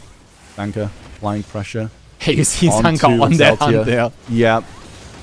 Ooh, grab. Gets the grab onto Ricelex. Yeah, Excelsior really low, all of them low. That is SolareKnight doing a lot of damage all at once. Like they were, like you said, die standing, and they were all grouped up. Novi left, all grouped up around that staircase, and if then AoEs are coming in from all three of them. But I said it before, right? Like this team comp from Team SolareKnight, it comes down to execution, and they are executing today. Literally. Yeah. Both meanings of that word. Yeah. They're executing and they're executing. And now they're only one win away from making it towards that final to meet near airport. Let's see if they can close it out, or Meow's going to get the comeback. Yeah, will SolareKnights meet near airport in the finals, or will it be Meow making a huge comeback? Let's find out in this fourth round. It could be very well the last. Rokon playing as safe as he can, as Sinius is trying to find him with a nice, snake grab, but not able to quite get it. Ooh, Sharky's just waiting for Rokon to fall down from the skies. Always there in the shadows, waiting. And there's a lot of damage onto Ricelex. Ricelex might need to V. No, Sinius also taking a lot of damage, both keeping their Vs right now. So very, very well played from both of them. Well thought out as they go into this right now here with almost 2-minute mark coming up. Lower HP pools, as we see, that can be quite devastating when you have these rat classes. When Sinius went for the grab onto Excelsior, did land it, and there's the V gone. Dude, like both Sharky and like Zanka are just like on it. As soon as like one CC's made, like they're both there. It's insane. It's beautiful to see. They're trying to get behind the Sage to see if they're able to get it. Excelsior is gone. Excelsior is out of this fight. This could very well be it, as Ricelex is on 6% running HP, for his life. Running for his life. Where are you going? What are you gonna do against the Hunters? They're at your door. They split them up as well, right? Hey, Rokon is on the other side of the arena. And there's a wall of 3 red classes trying to circle him in, hunting his prey right now. Ricelex is out. Rokon's on his own, doing the best he can to try and keep his team in this game. in this tournament for the chance to go to NA, but they have 3. I think that airplane ticket is cancelled for the side of Team Meow. I think so. Meow is lost all their 9 lives as they lose And yeah, their chance at this tournament. we said it during the fight, but the team play coming out here from Team SolareKnight is actually insane. You see Zanka Yeah. and Sharky permanently working together, trying, like, if one pressures Sage, for example, the other one's trying to sneak up from the back. Seniors, I felt like we didn't cover him too much, but he was left alone a little bit on the side, but he also found his opening right in that round, for example, Yeah. right? He got the grab onto Excelsior, and then the moment that V was gone on Excelsior, all 3 of them target locked onto him, and he was gone within 20 seconds afterwards. I'm so excited to see how this next match is going to go. I'm curious if we're going to see Avi or Prum again. I'm curious if they're going to swap back. I feel like Prum might be a target. Yeah, if all 'Cause the 3 of thing them run is- at Prum, it's good. I mean, Seraph's like Stam is still pretty good, but it did get a few nerfs like a while ago, right? The nice thing that they could potentially look for is the Shift F from Seraph. Right. Maybe finding one of the stealths, right? And also, Yeah. you need to keep in mind that both the dashes, the forward F and the forward LMB from Seraph, Yeah. it protects the dashes, but they're also CCs. So if he just dashes somewhere where somebody could be stealth and he lands it, it is a CC, and then he can immediately follow it up. But do you want to base your team play like on the I've got a spin I'm not saying they wheel. should do it. I'm just saying there is a world where Prum could be a good pick. Yeah, that's true. I mean, But on the other hand, you also just have to burst the thing damage. is, if that's the only thing that you can rely on reliably to CC these 3 classes, Now, I would say that Prum also is the better peeler compared to Avi in case one of them gets the seed right. yeah, because He has the grab potential. He has the Shift F multi-hit CC. yeah, He's a... that's true. Like, if they do commit onto him, if any of Sharky, Zanko, or Seniors has to use something that's like only frontal guard That's true, or yeah. long like animation that That's true. stacks them in place, the Seraph grab is quite good. Yeah. I mean, both Avi and Prum are very good players. Like, either way, I think it'd be nice. But I thinking about it like that, it kind of splits the target up, because if you do leave, if it is just Avi and Kaj with FXP becomes a target, right? Similar to Rice Legs. I agree. The question is, would you say he's good enough to just say, like, would you say he's confident enough that they're sitting in voice chat right now and he's like, okay, bring guys, him on. guys, it's fine. I can 1v3, like, it's not 1v3. I'm just in that guy. way. I can stay alive, but can you take them out? That's what he's probably asking. It's like, can you take them out?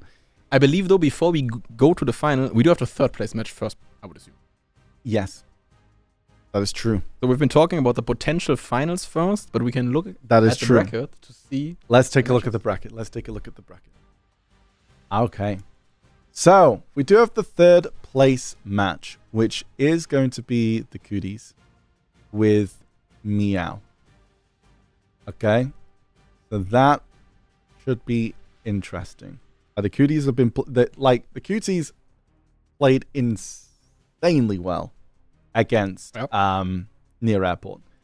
So I think I haven't seen a team getting them so close to the brink of elimination as the Cuties so far in this tournament. I mean, hey, who knows? Who knows? Who knows? And also, I believe the rounds are going up. So it's going to be... True. Yeah. It's going to be a best of 7. Yes, best of 7. We So, need 4 wins now. yeah, it could be a 4-0, or we could see a bunch of games. We could see a bunch of rounds here, chat. I'm quite excited to see how this one's going to go. So we have... let's take a look at the team compositions for the Cuties versus the Meow.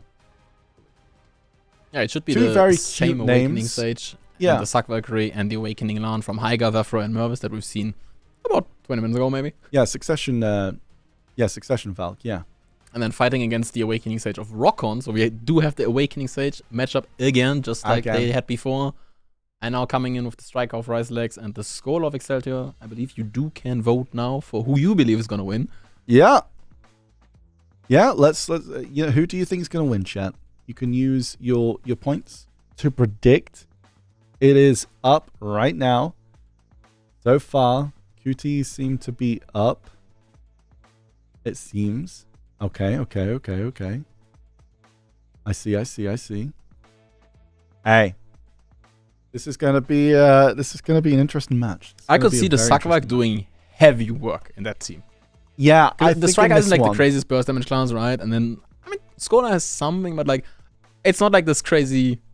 I mean, yeah, like I could see the Sakvak healing doing insane work here. I think so, but I like so that's going to be like the unseen, like, you know, support pillar. Yeah.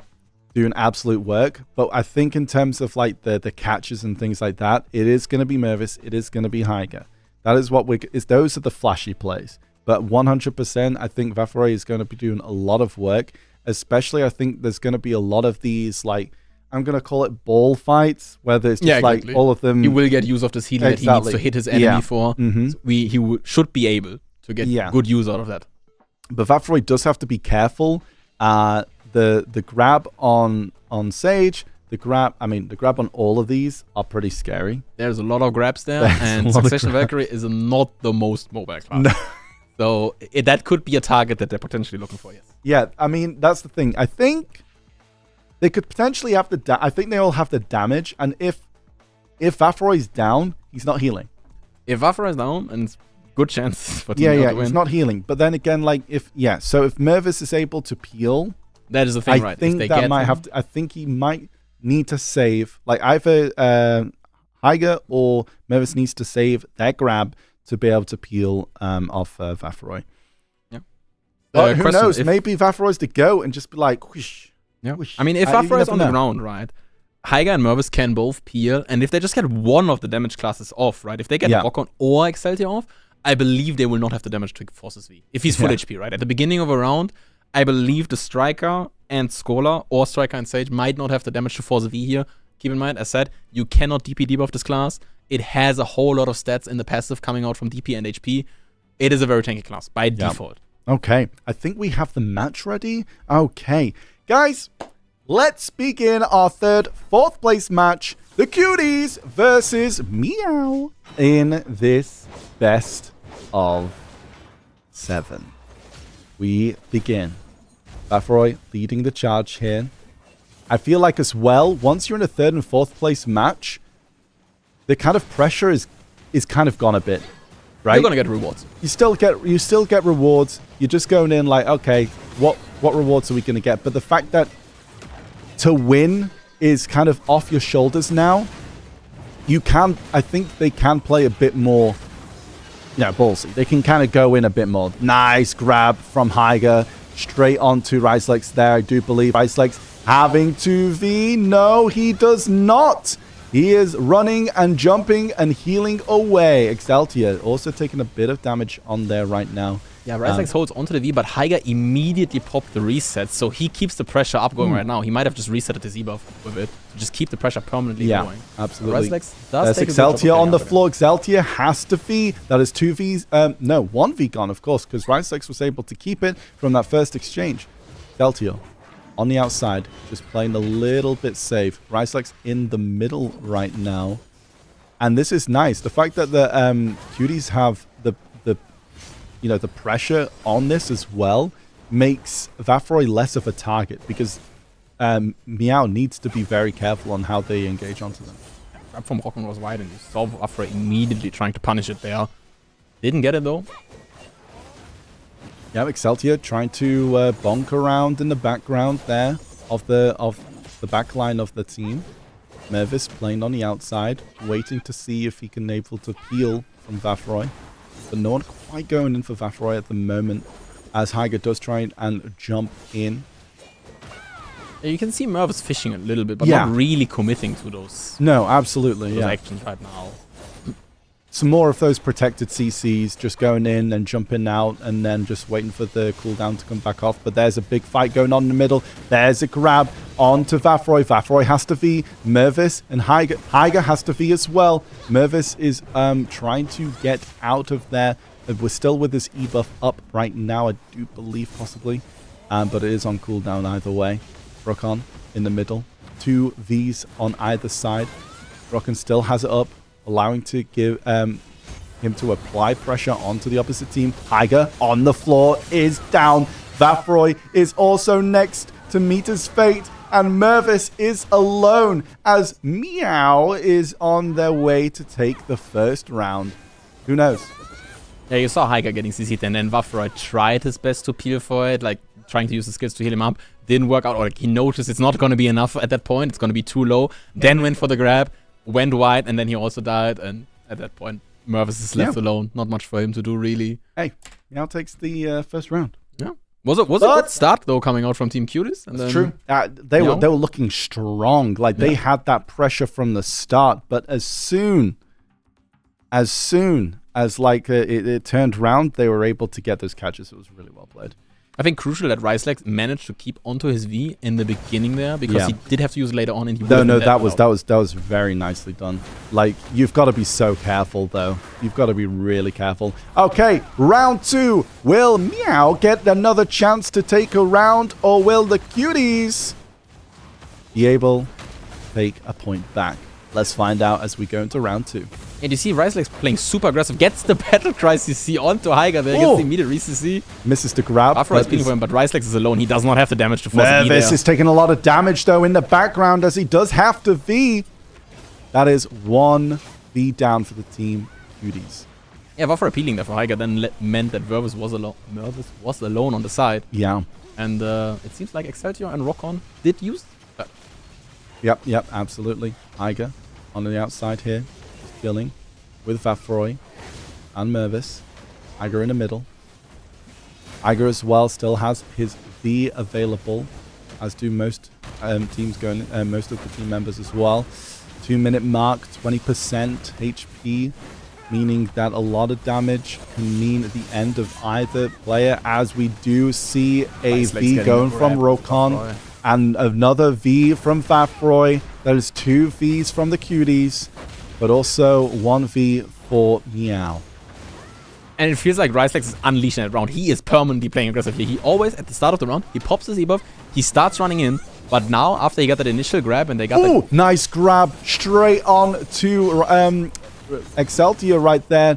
It does force Excelsior to V. Very nice catch from Mervis. But Vaffroy died in return because Ricelex did get the grab. He really good peel coming out from Ricelex there, getting the grab onto Vaffroy, meaning it's a 2v2 But never mind, Rokon just gets taken out as well in the background. That is 2 off-camera deaths as we go into a 2v2.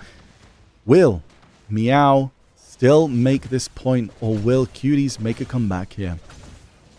Iger and Mervis playing very close to one another. Mervis still has that E-buff available. There's only 50 seconds left. Ricelex also still has his V, and so does Heidel. The Heidel can play a little bit aggressive, so can Ricelex, but it is now at that 40-odd second mark, which is hitting below a minute. 50% HP is the max, so a lot of damage could be pushed out right now. So Mervis is looking to play really aggressive right now because he has that E-buff pop for about 10 more seconds. As Heidel gets CC'd by the kick from Ricelex. But wasn't able to follow up there or get CC'd himself. Okay. Excelsior playing on the side. Does find Heidel. Heidel's on the ground and dead. And there is Mervis alone trying to fight against these two. Now, will Mervis be able to pull it back in these 6 seconds? I do not think so. I've seen this one before. Mervis alone. Takes him out. Mervis gets taken out. Doesn't even go to time. But yeah.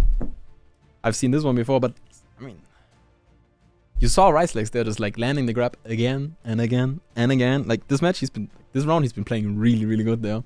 Unleashed. Yeah. He always pops the E-buff at the beginning of the round, like tries to start playing out super aggressive. Mervis tried to like keep his E-buff for like this last, I think 50 seconds before the end. He did pop it, looked for something. Yeah. Didn't manage to find something, and then it's just well executed. Cuties gets another, gets their first, sorry, was Meow. Yeah, Meow gets their second round. Going into this, very well played. And Ricelex again with the E-buff. Yeah, I mean, that they want to try and get that early pressure straight away. Because like if he trades the E-buff for a few Vs, that is a giant W. Okay. And also you can just walk up to the Valk and just try and get the grab. As long as you need to be careful of the other things going on there. There's a lot of skirmishing, a lot of battling back and forth here. Right now, Vaffroy just staying very chill in the middle. Unable to get the grab there, I can see, as Vaffroy missed it. And there goes Ricelex trying to get the grab from his side as well, but misses that too. Seems like they're putting a lot of pressure on the Vaffroy this round. I think he's been basically on the run for the entire 50 seconds of the round so far. Absolutely. There's a little bit of a reset coming in now. Yep, they're just playing a little bit chill, as I think they're trying to regroup and trying to find a way to break into this. But there, Heidel jumps out, trying to get the grab, not able to find it on Exceltia. There's a slight debuff advantage for the side of Cuties. They still all have theirs up. Well, only Exceltia has it on the other side, but I don't think it's going to matter too much. No, absolutely. I think that Exceltia tried to get the grab onto Heidel. It misses, of course. Was able to iframe just in time. No Vs spent yet. Looking very, very safe from both teams right now as we're getting closer to the 1 minute mark where Explosion hits. Heidel gets the grab, I believe it is. Yep, and there's the follow-up. There's a bit of damage coming out there from on the side of Exceltia, but not enough. Vaffroy is had to be out of there. And so does Ricelex. Exceltia also really low. Mervis having to fee. This is absolutely this is crazy. Grab after grab after grab, forcing the Vs out. Okay, 2 Vs gone from the side of Cuties. Mervis popping the E-buff at this 50-second mark. Exceltia also really low. Ricelex waiting it out a little bit now. A little bit of a reset coming in again. And every time this happens, you see Ricelex going in first. Like being that striker, running in, looking for something, boys, I got and then this. you have the other ones. I mean, they can follow up easy. Oh, Heidel misses the grab onto... sorry. No. My bad. Rokon misses the grab on Vaffroy. Vaffroy is taking a lot of damage from the team of Meow right now and does go down as Heidel and Mervis are doing their best to try and claw it back for them. Yeah, but with 15 seconds left on the clock, they need to find something here and make it work. Mervis going low, going down, and now Heidel doing the best he can to try and get 1 point against Meow, but Meow is playing like cats, you know, always scratching at you until you have no life to give. This is like 3-0 now. I would say the matches aren't even one-sided, right? Like, the scoreline is very one-sided, but the matches itself are not even that one-sided, but it's always in those last 30 seconds, they do find that 1 CC that then matters. And in this case, I mean, I think it was Vaffroy dying standing. I think he actually got bonked. Yeah. I think he made have popped PA and heal there because he was at like 10%. Yeah. You just saw him casting this, the animation that looks like PA or healing. It didn't go through. And then he just died standing. Well, we could possibly going into the last round of this 3rd and 4th place match. Meow could take it with a 4-0 win. Or can Cuties at least make an insane comeback? Who knows? Let's find out as we go into this possibly last round. Ricelex, you know, battle cry, trying to get what he can, where he can. E-buff right now, and he's just going running in. at Vaffroy. He found his target in this round. Yep. But Grab almost from gets a V from Mervis there. Grabbed from Mervis. Iger. Trying to do what he can, jumping in right now. Ooh, gets CC'd himself. Ricelex coming in. There's the damage. There's The a nice healing from the heal. Succession Valkyrie. Ooh, Keeping okay. Iger's V alive. The fact that he just like, And that is confidence in your yes. teammate right there. Yeah, that is that was confidence saying, insane. Vaffroy calling, don't V this, I got you. And Yeah. it worked. He still had to V now. He beat now.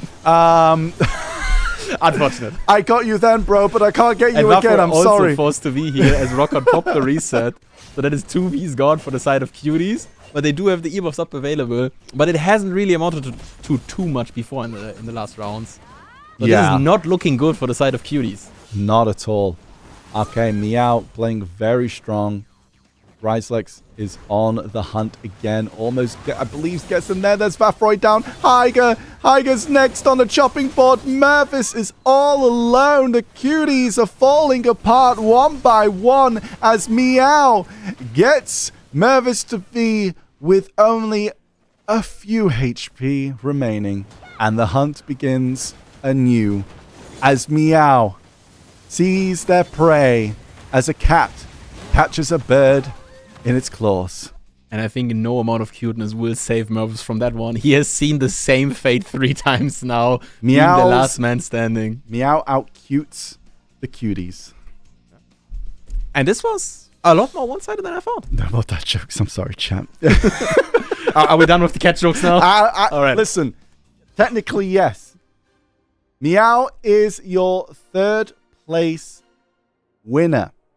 With the Cuties taking fourth place, but there is a lot of really juicy rewards there. And a big congratulations to both teams. They played really well throughout this.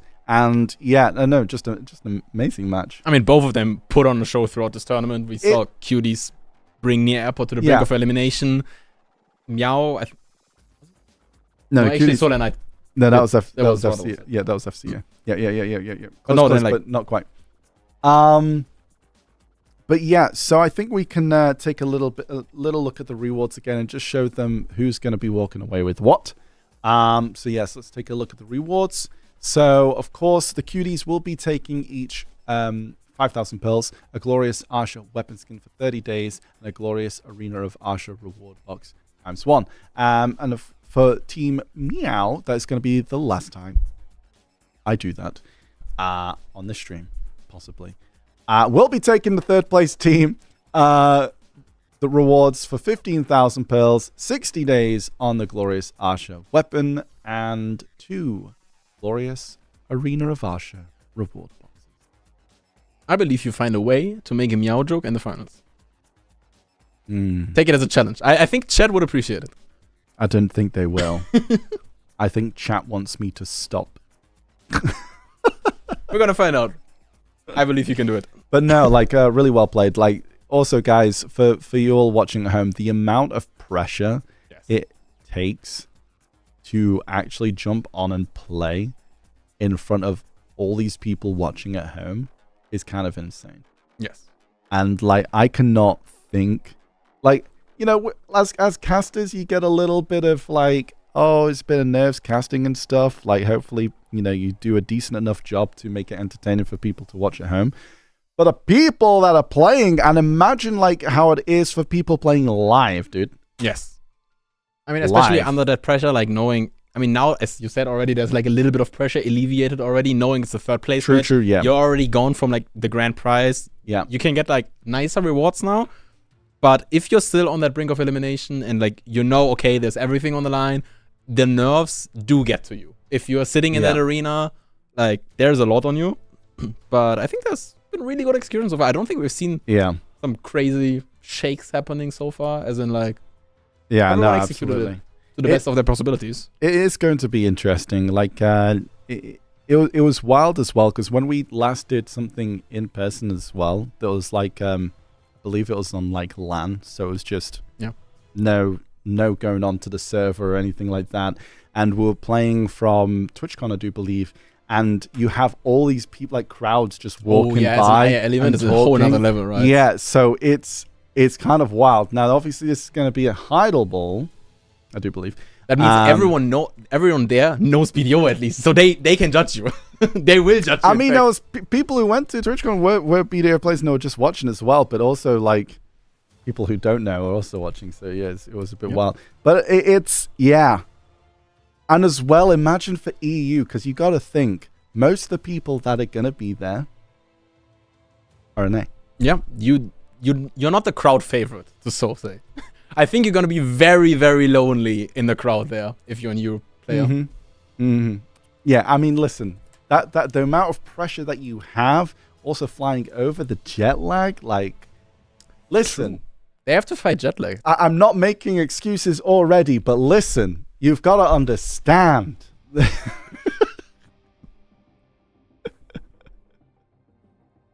Okay, let's take a look at the challenge of the journey of our 2 finalists, shall we?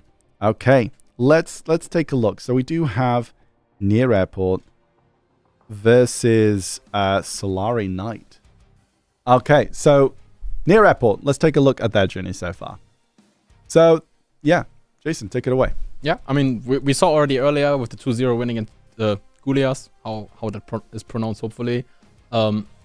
Having a 2-1 fight against Arcturus already, we talked about it earlier. Yeah. And then it was a good match, the quarterfinals against FCA. There was some good action going on there, and they did take a round of it.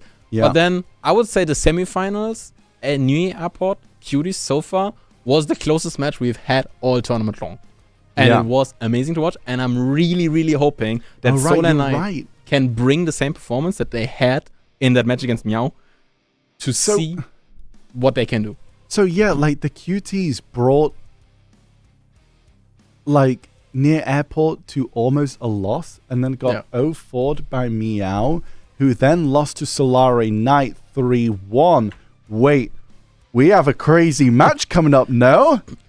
I mean, I'm pretty sure if Sharky, Zanka, and Seniors are as locked in as they were before, that is gonna be a banger match. Because they put on one hell of a performance on those 3 red classes. And I really hope to see the same thing again. True and real. Yo, wait, chat. This is actually kind of crazy, no? Okay. I'm excited. So, SolareKnight, let's take a look at that journey. SolareKnight. But out of them, we had the grab CD win first, the bike 2-0, both of them. Then we have seen the clip with Don't Kill Buzz Please earlier. If you joined late, you can go watch it. You can go watch it. It was a bit of tomfoolery happening, you could say, in the best of 16 round. And then 3-0 Loskatanillas and 3-1 Team Meow. So they put on a rather dominant show so far. Absolutely. Like, you know, Team Meow were not a laughing matter, right? They weren't a team to be looking down on. Ooh. But that means we have 7 rounds of one hell of a fight ahead of us. We do. I'm so excited. Like, we were talking about this. Like, who's going to be playing? Yeah, let's take a look at the teams. Oh, yeah, let's take a look at the teams. Who's going to be playing? It's going to... Oh, okay, so they do go for what you were saying. They do go for the Seraph. Boy. Chat, let us know what you think with your predictions right now. Who is going to be representing the EU squad? Is it Team Near Airport or is it Team SolareKnight? Kind of crazy. I think a lot of people are going for Near Airport at the moment. No, it's getting close. For SolareKnight as well. There's a lot of points for SolareKnight. Were they? Both of them were the only 2 teams that were in the predictions, right? It was Near Airport and SolareKnight in the top 5, I believe, right? True. So Chat at least did get that one right. The only teams they put in the top 5 was from Chat was the 2 teams that now made it to the finals. Yeah, let's show the predictions once more. Yeah, there it is. There it is. That's wild. We knew. So that is 25% of the votes from the entire event now represented in the finals. We knew, chat. We knew. Let's see if the 19% wins against the 5.9%. Yeah. Does the 5.92% win, or is it the near 20?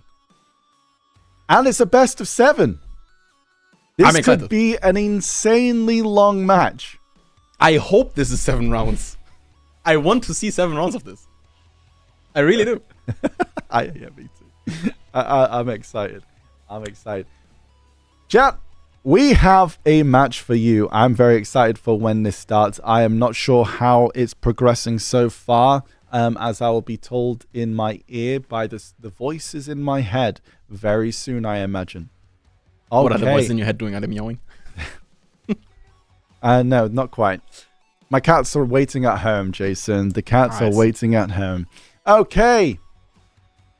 We're about to go into our finals match. Best of 7. Finals between Team Near Airport against Team SolareKnight. Who will be the EU champion and the contender going against NA at the Heidel Ball? Let's find out as we go into round 1 of the finals. Grab your popcorn, chat. It is time. Okay. In we go. Here we are. Danka, very aggressive so far right now. Of course, Kaj playing as aggressive as he always does, jumping in. I think they kind of have to. They have to try and reapply the pressure onto these. These are all very good players at what they do. So you can't just like leave it up to anyone being alone here. But there it is. Sinius on the floor. was Zanka gets the re-grab almost- onto Oh, the Ruin. V is still up. He'll not be that. No. Okay. Respectable. I think also Prum did get him with the protected CC, by the way.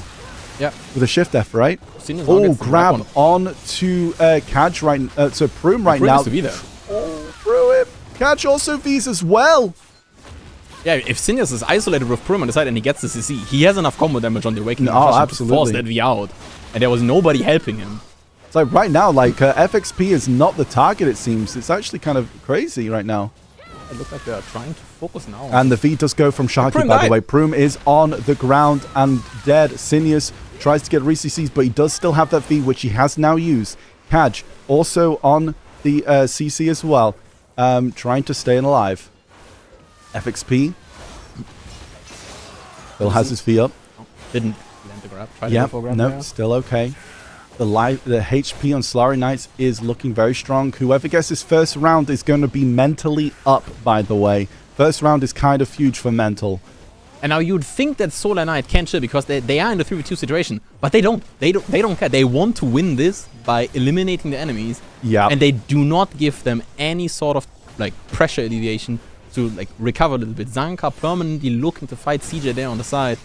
Like one can just stay on catch, whilst the other two can then focus FXP, and it's going to be a very rough time for FXP as well. FXP still does have his V ready, so he can look to play a bit more aggressive. Gosh, it does not. No, FXP had to V just then. That is his V lost. That is rough. And there is Catch. Find Sharky. That is 2v2. Catch, you're a monster. Okay, we've got a comeback in the first round already. This is showing that you cannot be too aggressive in a 3v2. There is still a chance that these players, they're very good at what they do. They can make a comeback. But so can Zanka. Zanka following on catch, trying to see what he can do on getting the catch right there. FXB trying to like heal it off. Never mind. Sinius is down as well. FXP catch looking strong.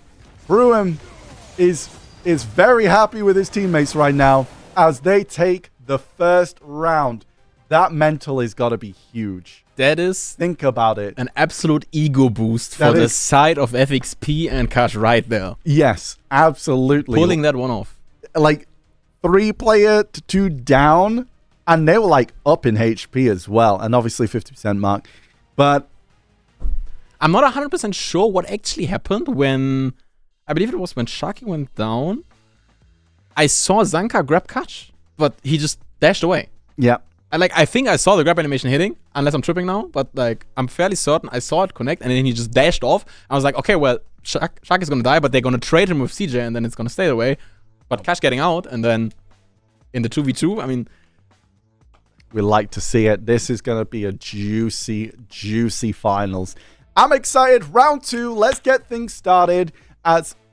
In one moment, as I just said, not quite right this entire second right now, but yeah, like as I was saying, like it is very. I thought the focus was going to be on the Mystic, but yeah, I also did mention why I thought like Prum might not be chosen, because it's a very big like focus point. Like as soon as you run out of like But imagine the mental Mystic now. can just jump around with his Q Sinus jumps. immediately CC'd it. Oh boy, yeah, no. That's gonna be a- that's a V, yeah. Holy, okay, let's lock in, chat. Sinius goes down with the V, looking very strong on the side of near airport right now as FXB is just playing around the sides. Oh, okay, gets... Oh, but that's almost CC lock, but never mind the amount of damage he could do. Even with the follow-up also CC, CC'd now Catch from Sharky. also is going down, having to V as well. Near airport, loses both 2 Vs on very, like, they're 2 very strong players from the first round. Yeah, now the only one that has a V left is Prum, the target that we talked about earlier, and he needs to make This that is the work. grab. Now, grab goes right from the Seraph. And now... I'm surprised Sinus managed to DPS there when they got the catch, because he needs to watch out. Right? Like, Zanka even if he also never grab. feed. We just missed that. That was off camera as well there. So Zanka did have to lose his feed. That is 2 Vs gone down for the side of SolareKnight as well. Kaj playing and jumping around, trying to do what he can. See what he's there. Sharky's there in the front. Gets vacuumed, but doesn't stay within it. Yeah, now all SXP. 3 Vs gone for the team of SolareKnight. Yeah. They need to watch out. If they go in and they commit to it, that vacuum from FXP can be deadly. Yeah, Prune tries to get the grab on Zanka, but wasn't able to find it right there. FXP applying pressure on Zanka with Prune. Ooh, okay, Prune on the floor, but does have the one target that was able to be aggressive, but is now now needs to be very, very careful. V's now equalize, and the HP is going to equalize in about 10 seconds as well. Prune looks very, very low, but in 5 seconds it's going to be basically equal. Yeah. And I can see that near airport wants to wait that out maybe for those 2 Yeah, seconds. I But think any both catch of them at the as spot well. is going to be a kill most likely. Absolutely. Oh, I thought that was a catch, but it was a block jump, and they do block jump out instead of aggressively there. FXP trying to stay with Prune, because right now they need to stay together with this and try and outburst damage onto them. FXP going in, trying to do what he can with some chip damage. And you can see SolareKnight just like trying to skirmish around a little bit, but near airport always finds that regroup back to each other. And now, if they do, you are alone with all 3 of them, and you might just die standing. Yeah, This is super difficult to execute now for the team of SolareKnight. just almost keeping an eye out. Oh, Prune down, gone, blitz. Like, I mean, yeah, we don't know what happened there, but absolutely just melted. And Kaj misses the grab, gets CC'd, and that is it. He is down. It is FXP on his own versus these 3 rats, but that is it. And that is equalizing the scoreline. And for a second there, I thought that Kash got the CC onto Sharky. Yeah, same. It was And that is going to really be a close. 2v2 again, 5 seconds before the end. I was ready for that, but then Sharky managed to dodge it, did get the CC. I feel like Seraph is a nice pick in some ways, but I feel like it's a really big target. I mean, like, he kept his V towards the end there. good, but as soon as the V gone, it's the first one to go. But then again, yeah, also Kaj just did not get the grab there for the that second round. Okay, who's going to take the second point in this 3rd round? Let's find out as we head for round 3. Near airport, playing a bit aggressive in the middle here. FXP playing around, trying to go for the vacuum, not quite catching it onto Sharky. Sticking onto Prune now, trying to see if they can play together a little bit. Yeah, you always Sharky do looking see to that, jump like, in, not FXP. quite finding anything. FXP and Sharky on the ground. Oh, can they do a little bit of damage? No, but Catch. Oh, Catch! Managed to V Managed with to 10 V. HP. Wow! But that is all 3 Vs gone now. Massive play coming out from Team SolareKnight. Holy! That is not okay. Okie dokie. Right, that is very rough on the side of near airport. And This it's is not looking good for Kashev getting that HP back. And FXP also goes to the ground there. And Prim died in grab animation. There was an insane amount of burst damage coming out there. Dude, like, like, when you look at comps, you think, oh, this has got, like, a solid, like, comp structure to it. And then you look at, like, when you look at SolareKnight, it's just like, we go in, we burst, we melt, We go hunt. in, and you don't go out. Wow. Okay. 2-1 up for SolareKnight. Yep. This could be it. Let's see. Is SolareKnight able to keep this lead, or will near airport actually make it to the airport? Or will they just remain near the airport? Catch misses the grab, not able to find anything yet. Zanka does have to V though. We didn't quite catch that as it happened off screen there. Catch looking to try and stay alive there whilst the Cineas is trying to catch on to him. Nicely danced out of the way of Sharky there from Catch, needing to stay alive. Cineas on the outside, behind Zanka. And Zanka trying to take a little bit more of a defensive approach now, knowing he's the only one that doesn't have a That's beat. true. That's true. Letting Sharky and Seniors play a little bit, but Prim is on the hunt. But I'm not It's sure such if a he's difficult on the target, though. It's such a difficult target. But it's all he can do, right? Oh, misses the grab, but is able to stay protected. Tried to go for that protected CC as well and shift up. but not quite able to grab it.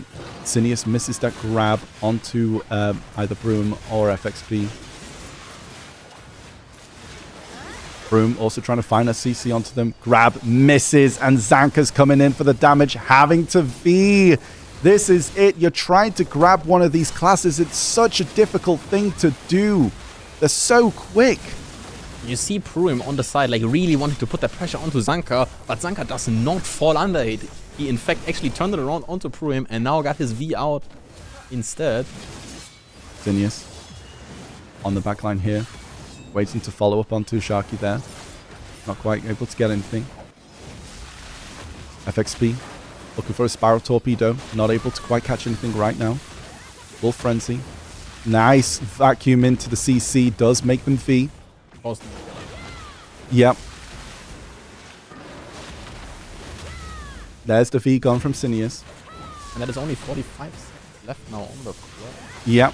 Absolutely. More reset coming in there, but with 50% HP, the amount of burst damage that we've seen SolareKnight put out, like if they all three It's stack scary. up, they Yeah. might just die standing. Absolutely. They need to be very, very careful. It's not quite able to catch anything with the CCs coming from FXP. Spiral Torpedo not really making its mark.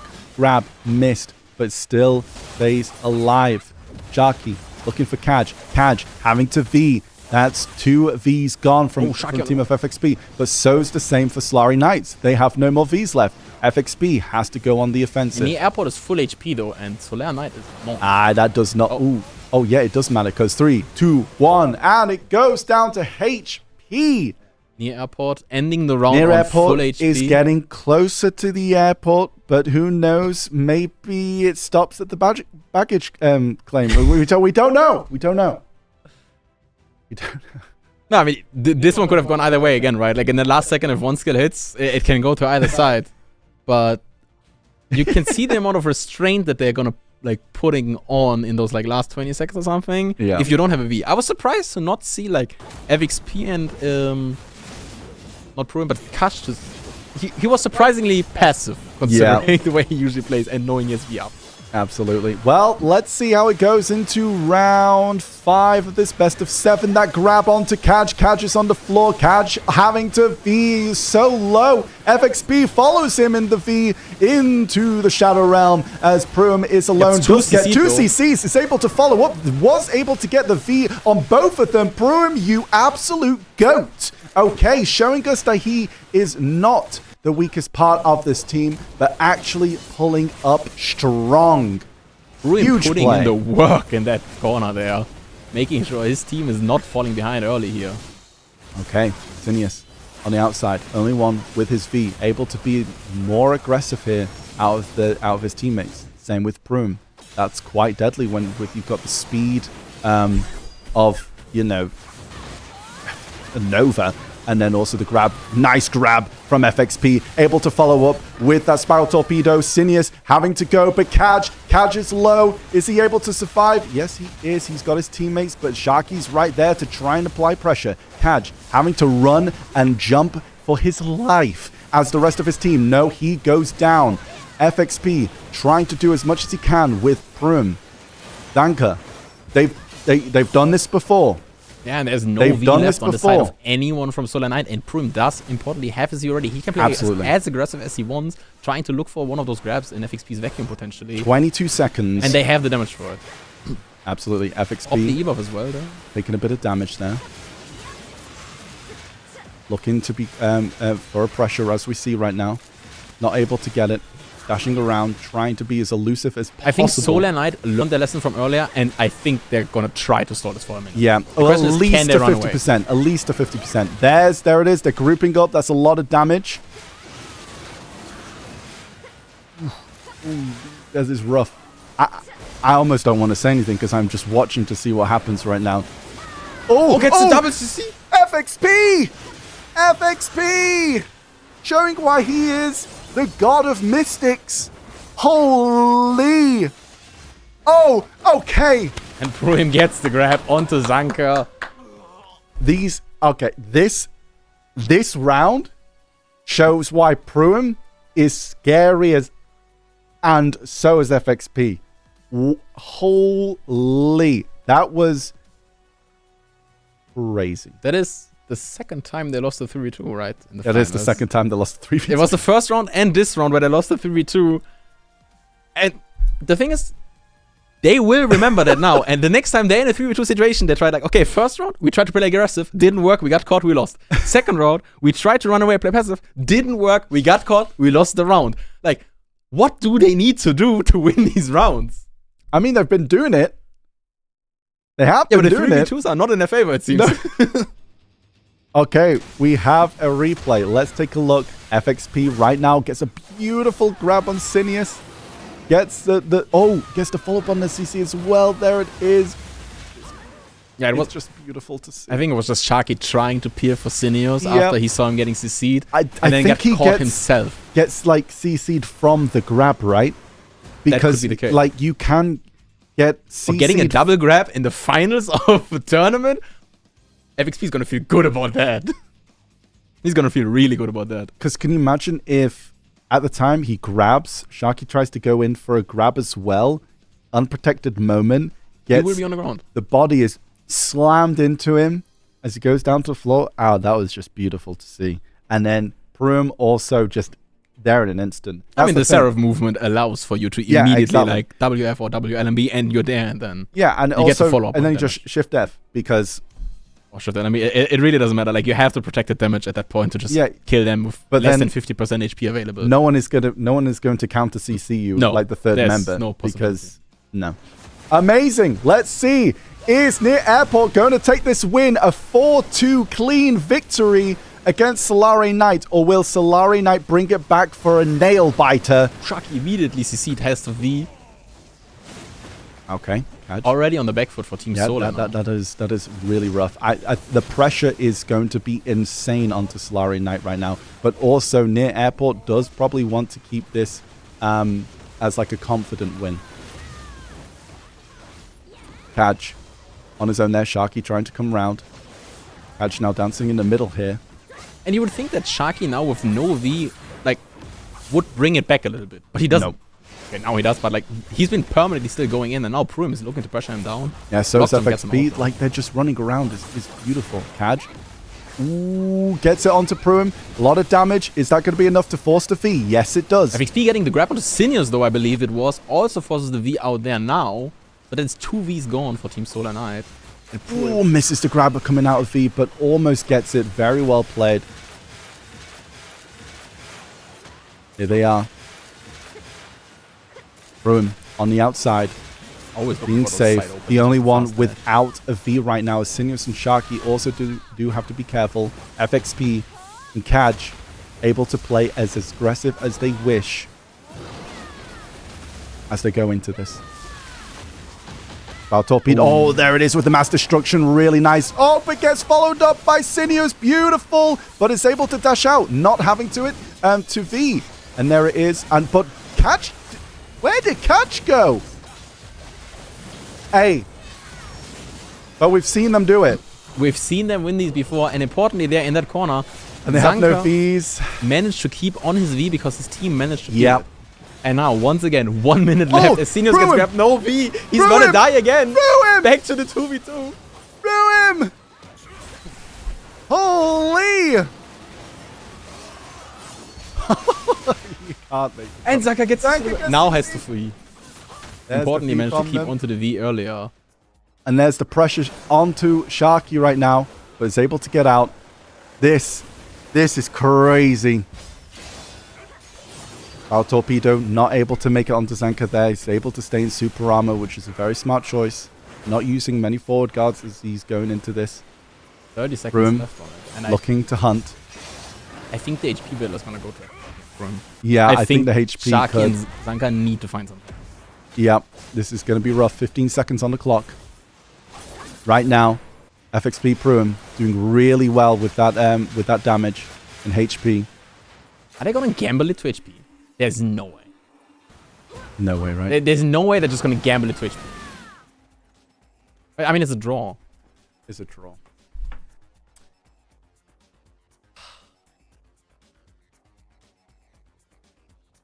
So they have to replay, right? So it is, in our heads, it's still 3-2 for the side of near airport, I believe. And we're just going to restart the arena as far as I'm aware. And then it's going to say 0-0 for you guys. But in our... Oh. But didn't it end? Yeah. There's one more round. Yeah. Oh. So, yeah, no. So it's 3-2. 3-2, yeah. Yeah, so it's 3. Yeah, so we said it was 3-2. And essentially, we will be going into this next match. Or what we see is still going to be 3-2. Yeah. So, again, if Near Airport wins, they win. If SolareKnight wins, they need to win again. Yes. That's pretty much it. I believe chat understands. I think Chat understands. they're smart enough. Okay, yeah. Yeah. It shows 3-0, but it's actually 3-2. Just FYI, chat. It's just, you know how it works. It is what it is. It is 3-2 right now as we go in. But, you know, they're not doing really well on these 3v2s. Like, Jason, what are we seeing right now? I mean, it's the third time in a row that we see a 3v2 not ending in a win for SolareKnight. And at some point, this has to start taking a toll on your mental. But Absolutely. I believe the mental fortitude on them is good enough to just, like, fully lock in now. I mean, we've seen it before. Let's see. Okay, here we go. Sharky playing to look for catch right now. But FXP is on his heels, but not able to get anything with that Spiral Torpedo right now. But that is a lot of damage onto Sinius. Sinius does have to V. That is 1v gone from SolareKnight. Yeah, Sharky popping the E-buff in return now, looking to, like, somehow find something himself. FXP just sitting in the middle, just waiting it out, kind of controlling the middle area. Sharky trying to go aggressive onto Kaj, but not able to find anything there. Is that... Ooh, okay, that looks like a bit of damage onto Zanka, but it didn't look like it was enough. Push him. Yeah, Zanka Kaj. 1v2ing in the corner right now. Yeah, but he's on the floor, having to Not V. going very well for him. That is 2 Vs gone from the side of SolareKnight. Oh, Sinios finds the grab onto Pruim, though. Yeah, but is he going to be able to force also the V? Sharky had to V as well, and Pruim stays alive. And importantly, all 3 of them kept their V. That is no Vs for the team of That SolareKnight. is huge. The aggression that they can have right now is going to be really strong as they go into this last 1 minute and 30 seconds. E-buff gone for FXP. Grab! Beautiful. No V remaining. Follow-up damage. There it is. Sinius is gone. It is a 3v2. However, we have not seen the opposite happen. We have not seen SolareKnights do what Near Airport have done. So let's find out as it goes to 1 minute, 50% HP. That's Sharky. Really low. Gone. On the ground. Zanka was the last thing stopping Near Airport from making it to the airport. They are your champion. They are your representatives for the NAEU championships at Heidel Ball. I mean, they're going to America. Very well done there. There was... I mean, bringing back 3 rounds in a It's 3v2 insane. manner is insane in the final. The amount of work that FXP put in these rounds. Pruim as well. Like, yeah, FXP was huge, but like Pruim in those later parts as well. Like first it was FXP and Kaj, then it was Pruim and FXP. Yeah, I mean, you saw the grab like there in that final round, like around the staircase, going Huge. with fast dash, trying to come around. Beautiful. Grab. Absolutely beautiful. There's nothing you can do about it. Like, there's no way that he dodges that grab. It was a great choice, like amazing choice. Yeah. Like in the end, and it was crazy, like how close that was in a way. It was getting close at some points. Yep. Wow, chat, we had a heck of a amazing championship regional EU fights there. What a beautiful bunch of matches. So yes, let's take a look at the final leaderboard, shall we? Leaderboard, the brackets, sorry. But yeah, we'll take a look at the brackets, the final brackets, and show you who is where. But let's take a look. Of course, we do have Near Airport is your winner with second place going to SolareKnights. And third place is Team Meow with Cuties as our fourth place. Congratulations to everyone. Congratulations to all 4 of them, getting some nice rewards. And I mean, near airport, the tournament favorites from the predictions, about 20% assumed they're going to win. So about 20% of you guys in chat were correct. I wonder if there's going to have to be a name change for this. In what way? Because they're no longer going to be near the airport. I mean, maybe they're fighting Team near the airport in on NA. the plane. Like, the team made it. Team... I'm sorry, I will not try and make names. I'm sure they're going to come up with a beautiful name for themselves. Do they actually get to change team name? I have no idea. No, Okay. So it's going to be Team Near Airport in NA then. yeah. Oh, you can give them the acronym of NA. So we're having an NA represent EU. I feel like that's kind of what they did. They wanted to go, oh, look, guys, it's NA versus NA. Haha. They did the funny. Hey, they did a funny. They did a funny, and I tell you what, they made it.